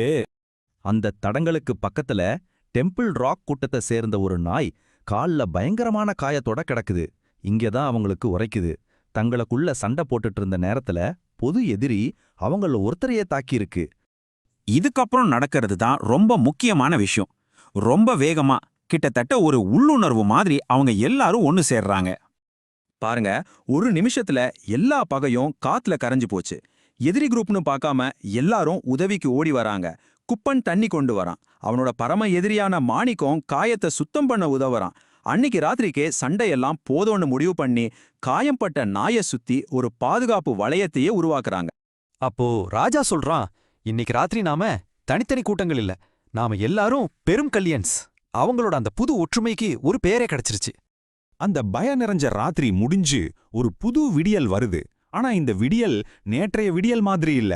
இது ஒரு புதிய ஆரம்பத்தோட விடியல். அடுத்த நாள் காலையில பெருங்கல் நகரோட மொத்த சூழலுமே மாறியிருக்கு. நேத்து வரைக்கும் சாப்பாட்டுக்காக சண்டை போட்டவங்க இன்னைக்கு ஒன்னா பகிர்ந்து சாப்பிடுறாங்க. ஒருத்தர் கிண்டல் பண்ணிக்கிட்டவங்க இப்போ ஜோக் அடிச்சு சிரிக்கிறாங்க. ஒரு புது நம்பிக்கை பிறந்திருக்கு. முத்து சொல்ற மாதிரி அந்த நாய்களுக்கே புரிய ஆரம்பிக்குது. பயத்தை ஜெயிக்கணும்னா நாம முதல்ல ஒன்னா இருக்கணும், ஒன்னா சாப்பிடணும்னு. அவங்களோட பலமே அந்த ஒற்றுமையில தான் இருக்குன்னு உணர்றாங்க. ரொம்ப அழகான ஒரு விஷயம் நடக்குது. ஒரு காலத்துல அவங்களோட சண்டைக்கும் உடைஞ்ச விளையாட்டுக்கும் காரணமா இருந்த அந்த எலும்பு இருக்கு இல்லையா, அது இப்ப அவங்க ஒற்றுமையோட சின்னமா, அவங்களோட மறுபிறப்பின் அடையாளமா மாத்துறாங்க. சரி, கூட்டங்களெல்லாம் ஒன்னா சேர்ந்துருச்சு. ஒரு வலுவான குளமா உருவாகியிருக்காங்க. இது ஒரு நல்ல விஷயம்தான். ஆனா அந்த சிறுத்தை அது இன்னும் வெளியில தான் பசியோட சுத்திட்டு இருக்கு. ஆபத்துல பிறந்த இந்த ஒற்றுமை வரப்போற பெரிய ஆபத்தை தாங்குற அளவுக்கு வலுவா இருக்குமா? இதுதான் இந்த அத்தியாயம் நம்ம முன்னாடி வைக்கிற பெரிய கேள்வி. வணக்கம் நண்பர்களே. பெருங்கல் நகர் நாய்களோட வாழ்க்கையில நடந்த ஒரு முக்கியமான இரவு பத்தி தான் நாம இன்னைக்கு பார்க்க போறோம். அந்த ஒரு இரவு அவங்களோட தைரியத்தை சோதிச்சது மட்டும் இல்ல, இழப்போட வழியை காட்டி வலிமைனா என்னங்கிறதோட அர்த்தத்தையே மொத்தமா மாத்தி போட்டுச்சு. பெருங்கல் நகர் நாய்கள் எல்லாரும் சேர்ந்து ஒரு புது எதிரியை சந்திக்க ரெடியா இருந்தாங்க. அவங்களோட பகல் நேரம் முழுக்க பிளான் போடுறதுல தான் போச்சு. ஆனா அவங்க நினைச்ச மாதிரியே எல்லாம் நடந்துச்சா? இல்ல, அந்த ராத்திரி அவங்களுக்காகவே ஒரு தனித்திட்டத்தை வச்சிருந்தது. சரி, அந்த அச்சுறுத்தலை சமாளிக்க பெருங்கல் நகரே ஒரு புது அவதாரம் எடுத்தது. பழைய சண்டைகள்லாம் காத்துல பறந்து போச்சு. ஒரு புது ஒழுங்கான சமூகம் உருவாச்சு. அவங்க எப்படி ஒன்னு சேர்ந்தாங்கன்னு வாங்க பார்க்கலாம். சொல்லப்போனா அந்த இடமே ஒரு மிலிட்டரி ட்ரைனிங் கேம்ப் மாதிரி தான் இருந்துச்சு. ஆனா அதுல ஒரு ஜாலியும் உற்சாகமும் இருந்துச்சு. ஒவ்வொரு நாய்க்கும் ஒரு வேலை இருந்துச்சு. ஒன்னா சேர்ந்து ரோந்து போறது, குட்டி நாய்களுக்கு விளையாட்டு மாதிரி ட்ரைனிங் கொடுக்கறதுன்னு எல்லாமே ஒரு புது நோக்கத்துக்காக நடந்துச்சு. ராஜா ஒரு பெரிய தளபதி மாதிரி தரையில கரிக்கட்டையை வச்சு கோடு போட்டு தன்னோட பிளானை விளக்குனான். இரும்பு பாதை நாய்கள்ல இருந்து மார்க்கெட் குப்பை தொட்டியை கண்காணிக்கிற டீம் வரைக்கும் ஒவ்வொருத்தருக்கும் ஒரு இடம், ஒரு வேலைன்னு பக்காவா பிரிச்சு கொடுத்தான். அவனோட திட்டம் அவ்வளோ துல்லியமா இருந்துச்சு. இப்ப பாருங்க, இதுதான் இதுல ரொம்பவே சுவாரஸ்யமான விஷயம். ஒரு பக்கம் இப்படி ஒரு மிலிட்டரி பிளான் போயிட்டு இருந்தாலும், இன்னொரு பக்கம் ஒவ்வொரு நாயும் தனக்குன்னு சில தனிப்பட்ட, சில சமயம் ரொம்பவே வித்தியாசமான சடங்குகளை செஞ்சுக்கிட்டே இருந்துச்சு. இது அவங்க நம்பிக்கையையும் தனித்துவத்தையும் காட்டுற மாதிரி இருந்துச்சு. இவ்வளவு தயாரிப்புகள், இவ்வளவு நம்பிக்கையான தருணங்கள், இது எல்லாத்தையும் தாண்டி உண்மையான சோதனை அப்போதான் வர இருந்துச்சு. 2வது நாள் ராத்திரி அது வெறும் இருட்ட மட்டும் கொண்டு வரல, கூடவே ஒரு பயங்கரத்தையும் கொண்டு வந்துச்சு. அந்த திகலான தருணம் வீருவோட கூர்மையான பதட்டமான குறைப்பு சத்தத்தோட தான் ஆரம்பிச்சது. அவங்க பார்த்த அந்த நிழல் அவங்க இதுவரைக்கும் பார்த்த எந்த மிருகத்தையும் விட ரொம்ப பெருசா, ரொம்பவே அச்சுறுத்தலா இருந்துச்சு. எல்லா நாய்க்கூட்டமும் அந்த இடத்துக்கு ஓடி வந்தது. எல்லார்கிட்டயும் ஒரு பயம், ஒரு பதட்டம். ஆனா இந்த நேரத்துல எல்லா சத்தத்தையும் கிழிச்சுக்கிட்டு ராஜாவோட குரல் ஒலிச்சுது. நிலுங்கள்! அந்த ஒத்த வார்த்தை சிதறி இருந்த எல்லாரையும் ஒரு படையா ஒன்னு சேர்த்து நிறுத்துச்சு. அதுக்கப்புறம் நடந்ததெல்லாம் ஒரு சூறாவளி மாதிரி. குறைப்பு சத்தம், அலறல், உருண்டு புருண்ட உடல்கள், அந்த இடமே ஒரு போர்க்களமா மாறிடுச்சு. வெறும் 5 செகண்ட் தான். ஆனா அந்த 5 செகண்ட் அவங்க தலைவிதியே தீர்மானிச்சது. அவங்க தைரியத்துல எந்த குறைச்சலும் இல்ல. ஆனா தைரியம் மட்டும் போதுமானதா இல்ல. அவங்க போட்ட ஒவ்வொரு சண்டையும் அந்த பெரிய சக்திக்கு முன்னாடி ஒண்ணுமே இல்லாம போச்சு. ஒரு பக்கம் நாய்கள் உயிரை கொடுத்து மோதுது, இன்னொரு பக்கம் சிறுத்தை அதையெல்லாம் சும்மா தட்டி விட்டுட்டு போகுது. இங்கதான் அந்த சண்டையோட திருப்புமுனை ஏற்படுது. அந்த சிறுத்தை நேரா கூட்டத்துக்குள்ளேயே பாய்ந்து வீருவையும் மார்க்கெட் போன் குழுவோட துணைத் தலைவரையும் காயப்படுத்துது. நாய்களோட பாதுகாப்பு அரண் இங்கதான் உடையுது. அவங்க முதல் முறையா பெரிய இழப்பை சந்திக்கிறாங்க. அந்த சண்டையோட கூச்சலும் குழப்பமும் அடங்கினதுக்கு அப்புறம் அங்க மிச்சம் இருந்தது கொடூரமான வலி நிறைஞ்ச தழும்புகள் மட்டும்தான். இந்த ஒரு வரி போதும் அந்த ராத்திரியோட மொத்த வலியையும் இழப்பையும் நமக்கு புரிய வைக்க. சுத்தி பார்த்தா சேறு படிஞ்ச உடல்கள், ரத்தம் தோஞ்ச ரோமங்கள், எல்லா நாய்களோட கண்ணுலயும் ஒரு தீராத சோகம். அந்த கொஞ்ச நேர சண்டைக்கு அவங்க கொடுத்த விலை ரொம்பவே பெருசு. மார்க்கெட் போன் டீம்லேருந்து ஒரு சின்ன குட்டி இறந்து போச்சு. நிறைய நாய்களுக்கு அடி, காயம். குறிப்பா வீரோட காது கிழிஞ்சு போச்சு. மார்க்கெட் போன் துணைத் தலைவருக்கு ரொம்ப பலத்த காயம். இவ்வளவு பெரிய ஒரு சோகத்துக்கு நடுவுலையும் அந்த சமூகத்தோட உண்மையான குணம் வெளியே வந்துச்சு. ராஜா ஒரு தலைவனா நின்னு தைரியம் சொன்னான். குப்பன் அந்த துக்கத்திலையும் ஒரு நகைச்சுவையோட தன் கோபத்தை வெளிப்படுத்தினான். வீருவோட மனசுல அடுத்த கட்டத்துக்கான உறுதி தெரிஞ்சது.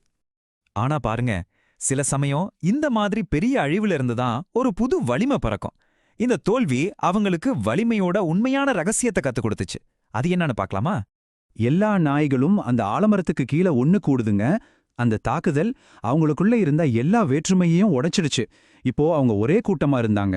அப்போ பாப்பா ஒரு கேள்விய கேட்டது, ரொம்ப எளிமையான ஆனா ரொம்ப முக்கியமான கேள்வி. அப்போ அவங்க பேச ஆரம்பிக்கிறாங்க.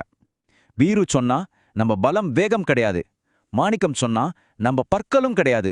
குப்பன் சொன்னா தந்திரங்களும் கிடையாது. அப்போ எதுதான் அவங்க பலம்? அவங்க பலம்னு நம்பின எதுவுமே அவங்கள காப்பாத்தலையே. அப்போதான் ராஜா அந்த பதில சொன்னா, ஒற்றுமை. நமக்கிடையில ஒரு சின்ன இடைவெளி கூட இருக்கக்கூடாது. அந்த இடைவெளி வழியா சிறுத்தை உள்ள வராத அளவுக்கு நாம ஒன்னா இருக்கணும். இதுதான் இந்த முழு அத்தியாயத்தோட மைய கருத்து. அவங்களோட உண்மையான பலம் தனிப்பட்ட திறமைகள்ல இல்ல, அந்த உடைக்க முடியாத பிணைப்புல தான் இருக்கு. ஆமாங்க, அவங்க காகிதத்துல போட்ட திட்டமெல்லாம் தோத்து போச்சு. ஆனா அந்த பொதுவான துக்கத்துல அந்த வலியிலிருந்து உருவான ஒரு பிணைப்பு இருக்கு பாருங்க, அது எந்த ஒரு திட்டத்தை விடவும் ரொம்ப ரொம்ப வலிமையானது. இந்த அத்தியாயத்தோட கடைசி வரி ஒரு விதமான பதட்டத்தோட நம்ம யோசிக்க வைக்குது. இப்போ அவங்க கிட்ட ஒரு புது பலம் இருக்கு, அதுதான் ஒற்றுமை. இந்த ஒற்றுமையோட அடுத்த போரை அவங்க எப்படி சந்திக்க போறாங்க? அதை விட முக்கியமா, அந்த மர்மமான மௌனமானவன் யாரு, அவனோட பங்கு என்னவா இருக்கும்? இது ஒரு முக்கியமான கேள்வி இல்லையா? யோசிச்சு பாருங்க, பெருங்கல் நகர் மேல கருமேகங்கள் அப்படியே திரண்டு நிக்குது. காத்துல ஒரு மாதிரி டென்ஷன், ஒரு பெரிய புயலுக்கு முன்னாடி வர்ற அமைதி இருக்குல்ல, அந்த மாதிரி ஏதோ ஒன்னு நடக்க போகுதுன்னு ஊருக்கே தெரிஞ்சிருந்தது. இந்த ஒரு விஷயம், இந்த ஒரு பயம்தான் பெருங்கல்லோட எல்லா நாய்களையும் ஒன்னா சேர்த்தது. நீங்க செல்லப்பிராணியா இருக்கலாம், இல்ல தெருநாயா இருக்கலாம், அதெல்லாம் இப்ப முக்கியம் அல்ல. ஏன்னா இன்னைக்கு ராத்திரி ஒரு பொதுவான எதிரி வரப்போறான். அந்த நினைப்பு அவங்களோட மனசுல ஆழமா பதிஞ்சிருந்துச்சு. சரி, மழை வரதுக்கு முன்னாடி என்னாச்சு? ஒரு மாதிரி அமானுஷ்யமான அமைதி. அந்த அமைதியில தான் பெருங்கல்லோட நாய்கள் 2 தனித்தனி உலகமா பிரிஞ்சிருக்கிறத நம்மால பார்க்க முடிஞ்சது. ஒரு பக்கம் தெருவுல சுதந்திரமா ஆனா எந்த பாதுகாப்பும் இல்லாம இருக்கிற நாய்கள், இன்னொரு பக்கம் வீட்டுக்குள்ள பத்திரமா ஆனா ஒரு சிறைக்குள்ள இருக்கிற மாதிரி இருந்த செல்லப்பிராணிகள். இப்ப இந்த 2 உலகத்தையும் கொஞ்சம் பாப்போமா? வெளியில ராஜா வரப்போற புயலை சந்திக்க ரெடியா வானத்தையே பார்த்துட்டு இருக்கான். ஆனா அதே நேரம் ஸ்கைனஸ் அபார்ட்மெண்ட்ல லூனா ஜன்னல் ஓரத்துல பயத்துல நடுங்கிட்டு இருக்கு. பாத்தீங்களா, 2 பேருக்கும் ஒரே பயம்தான், ஆனா சூழ்நிலை எவ்வளவு வேற மாதிரி இருக்கு. இதுக்கு நடுவுல ஒரு நிழல் மாதிரி அந்த மௌனமான சிப்பிப்பாகையை கடந்து போகுது, நடக்க போறதுக்கு ஒரு மௌன சாட்சி மாதிரி. அப்புறம் வானம் பொத்துக்கிட்டு ஊத்த ஆரம்பிச்சது. மழை கொட்ட கொட்ட பயம் போய் ஒரு வீரம் வந்துச்சு. அந்த தெருநாயங்க கூட்டம்லாம் புயலுக்கெல்லாம் அசரல, நேரா அரிசி மில்லோட மெயின் கேட்ல ஒன்னு கூடினாங்க. இது ஏதோ சும்மா தற்காப்புக்கு இல்ல, இது ஒரு போர்னு அவங்களுக்கு நல்லாவே தெரிஞ்சது. இப்போ களத்துல இறங்கி இருக்கிற வீரர்களை பாருங்க. ராஜாவோட தலைமை, மாணிக்கத்தோட நம்பிக்கை, குப்பனோட வீரம், வீருவோட வேகம்னு ஒவ்வொரு டீமும் தன்னோட வேலையை செய்ய ரெடியா நிக்குது. அது மட்டும் இல்ல, பாப்பா குட்டிகளை பாதுகாக்கிற பொறுப்போட அங்க இருக்கு. இது சும்மா ஒரு நாய்க்கூட்டம் இல்லைங்க, இது ஒரு ஆர்மியே தான். இதுதான் பாஸ், உண்மையான லீடர்ஷிப்ங்கிறது. ராஜாவோட பிளான் எவ்வளவு தெளிவா இருந்துச்சு பாருங்க. ஒவ்வொரு டீமுக்கும் ஒரு வேலை, ஒரு மிலிட்டரி பிளான் மாதிரி பக்காவா போட்டிருந்தான். ஆனா அவனோட கடைசி ஆர்டர் தான் ரொம்ப முக்கியம். இன்னைக்கு யாரும் தனியா மாட்டிக்க கூடாது. இதுதான் அவங்களோட ஒற்றுமைக்கு அஸ்திவாரமே. இவ்ளோ பயங்கரமான ஒரு நிலைமையிலையும் குப்பனோட இந்த வார்த்தைகள் ஒரு தெம்ப கொடுக்குது பாருங்க. தலையில தேங்காய் சிரட்டைய கிரீட மாதிரி வச்சுக்கிட்டு அவன் மலைக்கு பயப்படல, அதே தங்களுக்கு சாதகமா மாத்திக்கலான்னு பாக்கறான். இதுதாங்க பெருங்கல் நாயங்களோட அந்த அடங்காத ஸ்பிரிட். ராத்திரியாச்சு, மழை இன்னும் மோசமா பெஞ்சுது. இடி சத்தத்துக்கு நடுவுல அந்த நேரம் வந்துச்சு. ஊரே பயந்துட்டு காத்துட்டு இருந்த அந்த எதிரி இப்ப அவங்க கண்ணு முன்னாடி சண்டை ஆரம்பிச்சிடுச்சு. ஒரு நிமிஷம் கண்ண மூடி யோசிங்க. பயங்கரமான மழை, இடி, மின்னல். டக்குன்னு ஒரு மின்னல் அடிக்குது. அந்த வெளிச்சத்துல மில்கேட் கிட்ட நெல் முட்டை மேல உடம்பெல்லாம் மழையில பளபளக்க அந்த சிறுத்தை நிக்குது. அது நின்னுட்டு இருந்ததே ஒரு மாதிரி பயங்கர அமைதியா இருந்துச்சு. இதுதான் உண்மையான ஹாரர். இவ்ளோ கொடூரமான சண்டைக்கு நடுவுல ஒரு சின்ன குட்டி நாய் இப்படி கத்துது பாருங்க. இந்த ஒரு லைன் போதும் அந்த நிலைமை எவ்ளோ நம்ப முடியாததா இருந்துச்சுன்னோ, அந்த நாய்ங்களோட மனநிலை எப்படி இருந்துச்சுன்னோ புரிஞ்சிக்க. இது சும்மா ஒரு சண்டை இல்ல, ஒரு மாபெரும் போர். சண்டை ஒரு கட்டத்துல ஒரே குழப்பமா மாறிடுச்சு. ராஜா நேருக்கு நேரா மோதுறான். குப்பன் ஒரு தொடப்பத்தை வச்சு சிறுத்தையை டிஸ்ட்ராக்ட் பண்றான். மாணிக்கம் பாட்டுக்கு சினிமா டயலாக் பேசி எல்லாருக்கும் தெம்புட்றான். வீருவோட டீம் சிறுத்தையை சுத்தி சுத்தி வந்து கன்ஃபியூஸ் பண்ணுது. இந்த கலாட்டாவுக்கு நடுவுலையும் பாப்பா அடிபட்டவங்களுக்கு ஹெல்ப் பண்ணிட்டு இருக்கு. பாருங்க, ஒவ்வொருத்தரும் அவங்களால முடிஞ்சதை செய்றாங்க. இந்த சண்டையோட தீவிரம் இப்போதான் தெரியுது. அவங்களோட தலைவன், தைரியத்துக்கே உதாரணமா இருந்த ராஜாவே அடிபட்டுட்டான். காது கிழிஞ்சு ரத்தம் கொட்டுது. நிலைமை இப்போ ரொம்பவே மோசமாயிடுச்சு. ராஜா அடிபட்டு தடுமாறுனப்போ அந்த கூட்டத்தோட நம்பிக்கையும் கொஞ்சம் கொஞ்சமா குறைய ஆரம்பிச்சது. அந்த சண்டை நடந்த இடத்துல ஒரு விரக்தி, எல்லாம் முடிஞ்சதுன்னு எல்லாரும் நினைச்சப்போ ஒரு யாரும் எதிர்பார்க்காத ஒரு ட்விஸ்ட் நடந்துச்சு. ஆமா, ஒரு நிமிஷம் அப்படித்தான் இருந்துச்சு. நாய்ங்க பின்வாங்க ஆரம்பிச்சிட்டாங்க. அவங்க லீடர் அடிபட்டு விழுந்துட்டான். சிறுத்தையோட ஆக்ரோஷம் இன்னும் அதிகமாயிட்டே போகுது. ஸ்கைனஸ்ல இருந்து லூனாவோட ஊளை சத்தம் ஒரு விரக்தியான பிரார்த்தனை மாதிரி அந்த மழையில கலந்துச்சு. அந்த புயலோட இரைச்சலையும் தாண்டி டங்குன்னு ஒரு மெட்டல் சத்தம். அரிசி மில்லோட கேட்டு வேகமா திறக்குது. அந்த சத்தம் இந்த சண்டையோட தலையெழுத்தியே மாத்தப் போகுதுன்னு அப்போ யாருக்குமே தெரியாது. அந்த இருட்டுல இருந்து மௌனமானவன் வெளியே வர்றான். நீளமா ஒல்லியா, ஒரு சீக்ரெட் மாதிரி. அவன் உள்ள வந்ததும் அந்த இடமே அமைதியாயிடுச்சு. சிறுத்தை கூட ஒரு செகண்ட் ஆடி போய் நின்னுடுச்சு. ஒரு புது கணிக்க முடியாத பவர் இப்போ களத்துல இறங்கியிருக்கு. இப்ப பாருங்க, 2 பெரிய சக்திகளுக்கு நடுவுல ஒரு மோதல். ஒரு பக்கம் சிறுத்தையோட அடக்க முடியாத கோவம், காட்டுமிராண்டித்தனமான பலம். இன்னொரு பக்கம் சிப்பிப்பாறையோட அந்த சைலண்ட் ஸ்ட்ரென்த், துல்லியமான அட்டாக்ஸ். சிறுத்தை கத்துனா சிப்பிப்பாறை சத்தமே இல்லாம மூவ் ஆகுது. இது வெறும் சண்டை இல்லைங்க, இது ஒரு ஆர்ட். கடைசியில அந்த மௌனமான வலிமை தான் ஜெயிச்சுது. சிப்பிப்பாறையோட வேகத்துக்கும் தந்திரத்துக்கும் முன்னாடி சிறுத்தையோட பலத்தால ஒன்னும் பண்ண முடியல. அடிபட்டு அவமானப்பட்டு அது வந்த புயலுக்குள்ளேயே திரும்பி ஓடிருச்சு. பெருங்கல் நகரம் ஒரு பெரிய ஆபத்திலிருந்து தப்பிச்சது. சிறுத்தை போனதும் மழையோட வேகமும் குறைஞ்சது. அந்த சண்டை நடந்த இடத்துல இப்போ அமைதி, நிம்மதி, அப்புறம் ஒரு புதுவிதமான ஒற்றுமை. அந்த ஒரு ராத்திரி பெருங்கல்ல நிரந்தரமா மாத்திருச்சு. சரி, சண்டைக்கு அப்புறம் என்னெல்லாம் நடந்துச்சு? முதல்ல சிப்பிப்பாறை ஒரு உண்மையான ஹீரோ மாதிரி அடிப்பட்டவங்களுக்கு ஹெல்ப் பண்ணிட்டு வந்த மாதிரியே மர்மமா மறைஞ்சிட்டான். அடுத்து மனுஷங்க தங்களை காப்பாத்தின நாய்ங்களுக்கு நன்றி சொல்றாங்க. ஆனா எல்லாத்தையும் விட முக்கியமானது, எல்லா நாய்ங்களும் இப்போ ஒரே டீமா மாறிட்டாங்க.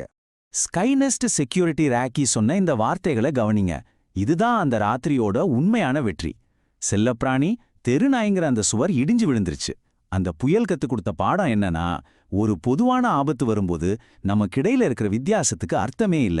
பெருங்கல் ஒரே குடும்பமா, ஒரே கூட்டமா மாறிச்சு. இதுதான் பாஸ் யூனிட்டியோட பவர். அடுத்த நாள் காலையில பெருங்கல் நகரமே வேற மாதிரி இருந்துச்சு. எல்லா பக்கமும் கட்டு போட்ட கால்கள், சேறு புடிச்ச உடம்புன்னு நாய்கள். ஆனா அவங்க கண்ணுல பயம் இல்ல. டயர்டா இருந்தாலும் ஒரு பெருமிதம் இருந்துச்சு. ஏன்னா அவங்க தன்னோட ஊரை, தன்னோட மக்களை காப்பாத்தின வீரர்கள்.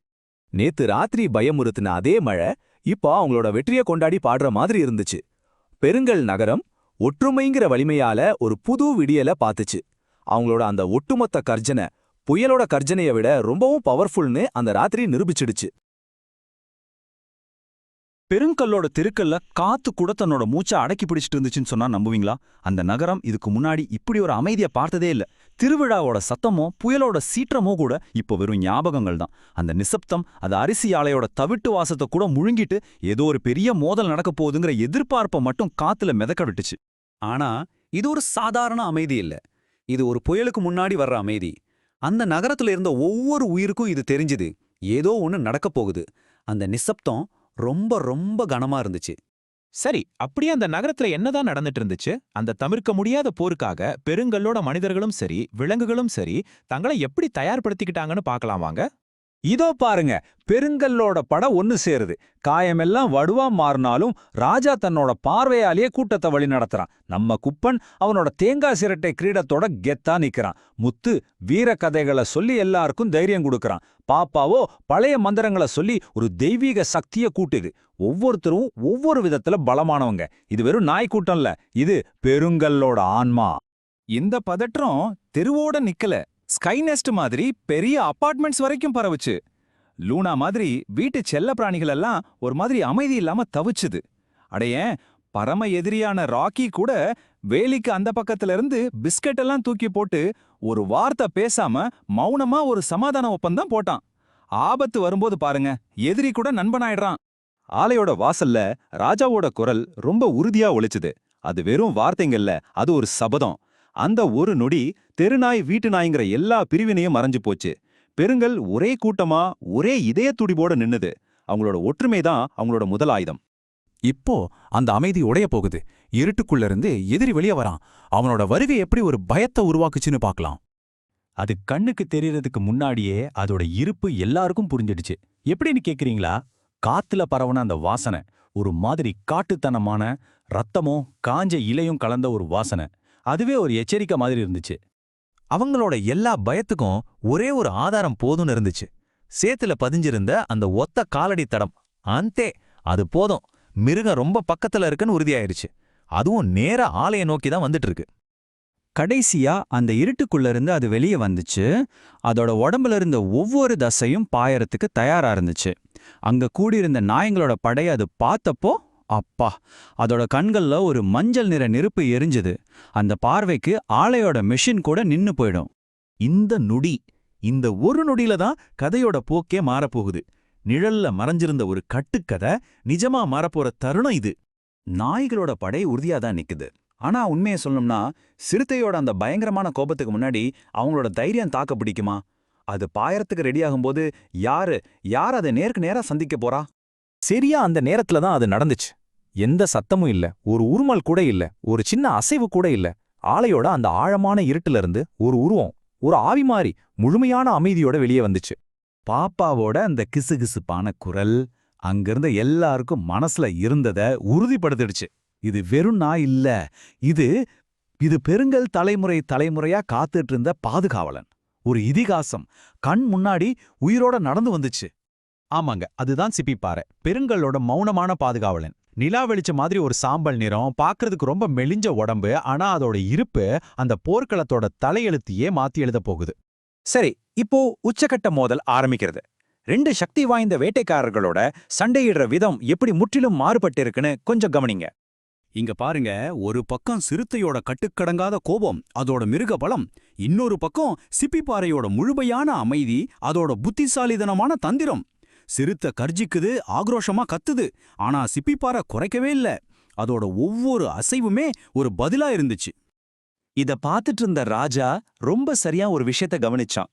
இது வெறும் உடம்பால சண்டை போடுற போர் இல்ல, இது ஒரு மனப்போர். சிறுத்தையோட கோபத்தையே சிப்பிப்பாறையோட அமைதி ஒரு ஆயுதமா மாத்திடுச்சு. சில சமயம் சத்தம் போடுறத விட அமைதியா இருக்கிறது தான் ரொம்ப சக்தி வாய்ந்தது, இல்லையா? ஆனா இது பெருங்கல் போர் இல்லையா? இங்க கொஞ்சம் காமெடி இல்லாம எப்படி? குப்பன் போய் அரிசி மூட்டை மாட மோதனது, முத்துசாமி மாலையில சிக்கிக்கிட்டது, பாப்பா ஒரு கரண்டியை எடுத்து கோயில் மணி மாதிரி டங் டங்குன்னு தட்டுனது. இதெல்லாம் பார்க்க காமெடியா இருந்தாலும் இந்த மாதிரி நடந்த குழப்பங்கள் தான் சிறுத்தையோட கவனத்தை சிதறடிச்சது. இதுதான் பெருங்கல்லோட ஸ்பெஷாலிட்டி. சரியா, அந்த குழப்பமான நேரத்துல தான் போரோட திசையே மாறுச்சு. பெருங்கல்லோட இதயம் ஒன்னா துடிக்க ஆரம்பிச்சது. மத்த நாய்களும் சண்டையில குதிச்சாங்க. அவங்களோட ஒற்றுமை எப்படி ஆட்டத்தையே மாத்துச்சுன்னு பாருங்க. சிறுத்தை லேசா தடுமாறின அந்த ஒரு நொடி ராஜா தைரியமா உள்ள பாஞ்சு ஒரு வழிய உண்டாக்கினான். உடனே மத்த நாய்க்கூட்டமெல்லாம் சிறுத்தைய சூழ்ந்துக்குச்சு, கடிச்சு குறைச்சுன்னு அதோட கவனத்தை மொத்தமா சிதறடிச்சாங்க. அவங்களோட இந்த ஒற்றுமை தான் சிப்பிப்பாறைக்கு தேவைப்பட்ட அந்த ஒரு வாய்ப்பை, அந்த ஒரு நொடிய உருவாக்கி கொடுத்துச்சு. கடைசியா காயம்பட்ட அந்த பெரிய மிருகம் தன்னோட தோல்வியை ஒத்துக்குச்சு, வலியோட. ஆனாலும் அதோட மிச்சம் இருந்த கம்பீரத்தோட மெதுவா காட்டுக்குள்ள இருந்த இருட்டுல மறைஞ்சு போச்சு. சண்டை முடிஞ்சது. பெருங்கல்லுல ஒரு புதுவிதமான அமைதி, கஷ்டப்பட்டு ஜெயிச்ச ஒரு அர்த்தமுள்ள அமைதி பரவ ஆரம்பிச்சது. சரி, ஒரு போருக்கு அப்புறம் என்ன நடக்கும்? பெருங்கல்லுல ஒரு புதிய விடியல் பிறந்துச்சு. அந்த இதிகாசம் எப்படி மக்கள் மனசுல பதிஞ்சதுன்னு இந்த கடைசி பகுதியில பார்க்கலாம்.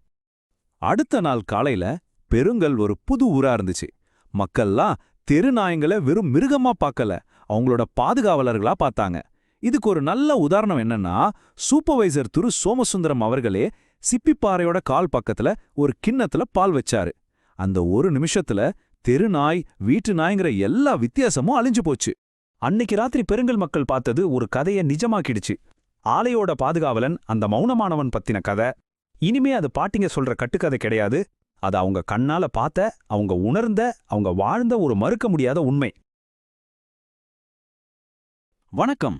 பெருங்கல்லோட கதையில நாம எல்லாரும் ஒன்னா பயணிச்ச இந்த தொடரோட கடைசி அத்தியாயத்துக்கு வந்துட்டோம். ஒரு பெரிய போருக்கு அப்புறம் அந்த ஊரோட ஆன்மாவே மாத்தி போட்ட ஒரு விடியல பத்தி தான் நாம இந்த இறுதி பகுதியில ஆழமா பார்க்க போறோம். இந்த ஒரு வரியே போதும் அந்த முழு சூழலையும் நம்ம கண் முன்னாடி கொண்டு வர. பல வாரங்களா இருந்த அந்த பதற்றம், சண்டை, பயம் எல்லாமே மெல்ல கரைஞ்சி ஒரு மென்மையான அமைதி அந்த ஊரையே போர்வ மாதிரி பொருத்தி இருந்தது. இது வெறும் சூரியன் உதிக்கிற நிகழ்வு மட்டும் இல்ல, இது ஒரு பெரிய போருக்கு பிறகு பெருங்கல் விட்ட ஒரு நிம்மதியான பெருமூச்சு. சரி, அந்த அமைதியான விடியல் அது நிஜத்துல எப்படி இருந்துச்சு? அந்த ஊரோட ஒவ்வொரு மூளை முடுக்கலையும் அந்த அமைதி எப்படி பரவி இருந்துச்சுன்னு கொஞ்சம் விரிவா பார்க்கலாம் வாங்க. சும்மா கற்பனை பண்ணி பாருங்க. காயத்தோட இருந்த ராஜா தன்னோட கூட்டத்தை ஒரு பாதுகாப்பு உணர்வோட பார்த்துக்கிட்டு இருக்கு. இன்னொரு பக்கம் நம்ம குப்பன் அந்த தேங்காய் ஓட்டு கிரீடத்தை மார்போட அணைச்சபடியே நிம்மதியா தூங்கிட்டு இருக்கான். ஞானியான பாப்பா அந்த புது வெளிச்சத்தை பார்த்து லேசா புன்னகைக்குது. ஏன், அந்த அரிசி ஆலை இயந்திரம் கூட அந்த வெற்றியில தனக்கும் பங்கு இருக்கிற மாதிரி ஒரு பெருமையான சத்தத்தோட சுழலுது. அங்க வேலை செஞ்சவங்க இட்லியை மட்டும் பகிர்ந்துக்கல, முதல் ராத்திரி நடந்த வீர கதைகளையும் ஒருத்தருக்கு ஒருத்தர் பகிர்ந்துக்கிட்டாங்க.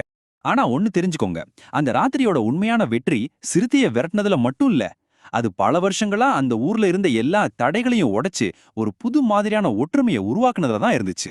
இந்த ஒப்பீடு தான் அந்த மாற்றத்தோட ஆழத்தை நமக்கு காட்டுது. நேத்து வரைக்கும் தெருநாய், வீட்டு நாய்னு பிரிச்சு வச்சிருந்த வேலிகளெல்லாம் காணாம போச்சு. பயமும் அவநம்பிக்கையும் இருந்த இடத்துல இப்போ மரியாதையும் நட்பும் தான் இருக்கு. இப்போ அவங்க எல்லாரும் யார் தெரியுமா? பெருங்கல்லின் ஒரே கூட்டம். இது ஒரு சாதாரண மாற்றம் கிடையாது, இது ஒரு சமூக புரட்சி. இந்த ஒற்றுமை வெறும் வார்த்தைகளோட நின்னுடல. ராக்கி வேலிக்கு அந்த பக்கம் பிஸ்கட்டுகளை வீசி ஒரு ஒற்றுமை உணவு அணிவகுப்பையே நடத்துச்சு. டெய்ஸி லூனாவுக்கு ஒரு நீல ரிப்பனை கட்டி அத ராணியாவே அறிவிச்சது. இந்த மாற்றத்தோட உச்சகாட்டமா லூனாவோட உரிமையாளர் தெரு நாய்களை பார்த்து புன்னகச்சு அவங்களையும் ஏத்துக்கிட்டார். மனுஷங்களும் நாய்களும் ஒன்னா உட்காந்து காலையில கதைகளை பேசி சிரிச்சாங்க. எப்படி ஒரு சாதாரண சம்பவம் ஒரு கதையா மாறுது, எப்படி ஒரு கதை ஒரு இதிகாசமா ஆகுது. வாங்க அந்த ஒரு ராத்திரி நடந்த உண்மை சம்பவம் எப்படி ஊரே கொண்டாடுற ஒரு நாட்டுப்புற கதையா உருவெடுக்குதுன்னு பார்க்கலாம். அந்த வெற்றியையும் நிம்மதியையும் கொண்டாட நாய்களே சேர்ந்து ஒரு பெருங்கால் நாய் ஒலிம்பிக்ஸ் நடத்தினாங்க. அதுல நடந்த கூத்தெல்லாம் இருக்கே அடேம்பப்பா. பிஸ்கட் பிடிக்கிற போட்டி ஆரம்பிக்கிறதுக்கு முன்னாடியே 4 பிஸ்கட்டை உள்ள தள்ளிட்டான் நம்ம குப்பன். சேத்துல ஓடுற போட்டியில வீரு ஜெயிச்சான். ஆனா இது எல்லாத்துக்கும் ஹைலைட் என்னன்னா, மாணிக்கம் ஒரு பூனைக்கிட்ட முறைச்சு பாக்குற போட்டியில தோத்து போனதுதான். இந்த விளையாட்டே அவங்களுக்குள்ள இருந்த அத்தனை வழியையும் மறக்கடிச்சுது. டீ கடையில இந்த கதைக்கு இன்னும் ரெக்கையே முளைச்சிடுச்சு. சிப்பிப்பாறை 3 அடிக்கு காத்துல பறந்து சண்டை போட்டதா ஒருத்தர் சொன்னார். இன்னொருத்தர் ராஜாவோட குறப்புல பயந்து போன சிறுத்தை இனிமே நான் சைவம் அப்படின்னு சபதம் எடுத்துட்டதா கதை கட்டினாரு. பாப்பாவோட தேங்காய் ஓட்டு பிரார்த்தனை தான் மழைய நிறுத்துச்சுன்னு ஒருத்தர் அடிச்சு விட்டாரு. இப்படிதான் ஒரு உண்மை சம்பவம் ஊரோட பெருமையா ஒரு இதிகாசமா வளர்ந்துச்சு. இந்த ஒரு வரியே போதும் அந்த ஊர் மக்கள் அந்த கதையை எவ்வளவு ரசிச்சு தங்களுக்கு ஏத்த மாதிரி மாத்திக்கிட்டாங்கன்னு புரிஞ்சுக்க. ஒரு பயங்கரமான ராத்திரிய இப்படி ஒரு நகைச்சுவையான பெருமையான கதையா மாத்துறது ஒரு கலைதாங்க. அது பெருங்குள் மக்களுக்கு நல்லாவே தெரிஞ்சிருக்கு. இந்த கதைகளும் கொண்டாட்டமும் தற்காலிகமானது இல்ல. அது அந்த ஊரோட அன்றாட வாழ்க்கையில நிரந்தரமான மாற்றங்களை கொண்டு வந்துச்சு. அந்த இதிகாசம் பெருங்கல்லோட புதிய விதிகளாவே மாறிடுச்சு. என்னென்ன மாற்றங்கள்னு பாருங்களேன். அன்னையிலிருந்து பெருங்கல்லோட எந்த வீட்டு வாசலும் ஒரு தெருநாய்க்காக மூடப்படவே இல்ல. ஒரு முருகன் கஃபேல வாரம் நாய் காலை உணவுன்னு ஒரு புது பழக்கமே ஆரம்பிச்சது. தெருவுல வாக்கிங் போறப்போ வீட்டு நாய்களும் தெருநாய்களும் ஒண்ணுக்குள்ள ஒண்ணா கலந்து விளையாட ஆரம்பிச்சது. நாய்களோட வீரம் அந்த ஊரோட சட்டத்தையே மாத்தி எழுதிருச்சுன்னு தான் சொல்லணும். சரி, இப்போ இந்த கதையோட ரொம்ப முக்கியமான கட்டத்துக்கு வரும். ஒரு நாயகனோட மரபு எப்படி உயிரோட இருக்கு, அந்த மௌனமான நாயகனோட பிரிவு அந்த இதிகாசத்தை எப்படி சாகாவரம் பெற்றதா மாத்துச்சுன்னு பாப்போம். எல்லாம் அமைதியான ஒரு காலையில அந்த சிப்பிப்பாறை கடைசி முறையா வந்துச்சு. தான் போராடி உருவாக்குன அந்த அமைதியான ஊரே ஒரு கணம் நின்னு பார்த்துச்சு. அதோட பார்வையில ஒரு திருப்தி தெரிஞ்சுது. மெதுவா ஒரு தலையசைப்பு, அவ்வளவுதான். மெல்ல திருந்தி அந்த பனிமூட்டத்துக்குள்ள யாரும் தெரியாம மறைஞ்சே போச்சு. ஒரு சத்தம் கூட இல்லாம ஒரு சரித்திரத்தை உருவாக்கிட்டு அந்த மௌன நாயகன் விடைபெற்றான். அந்த சிப்பிப்பாறை போனப்போ பாப்பா சொன்ன இந்த வார்த்தைகள் தான் இந்த முழு அத்தியாயத்தோட சாராம்சம். நாம நடந்ததை நினைச்சு பார்க்கிற வரைக்கும் தான் நம்ம நிகழ்காலமும் எதிர்காலமும் அர்த்தமுள்ளதா இருக்கும். நினைவுகள் தான் அதுதான் ஒரு மரபை உயிரோட வச்சிருக்கு. கடைசியா ராஜாவும் லூனாவும் எப்படிப்பட்ட தலைவர்களா ஆனாங்க?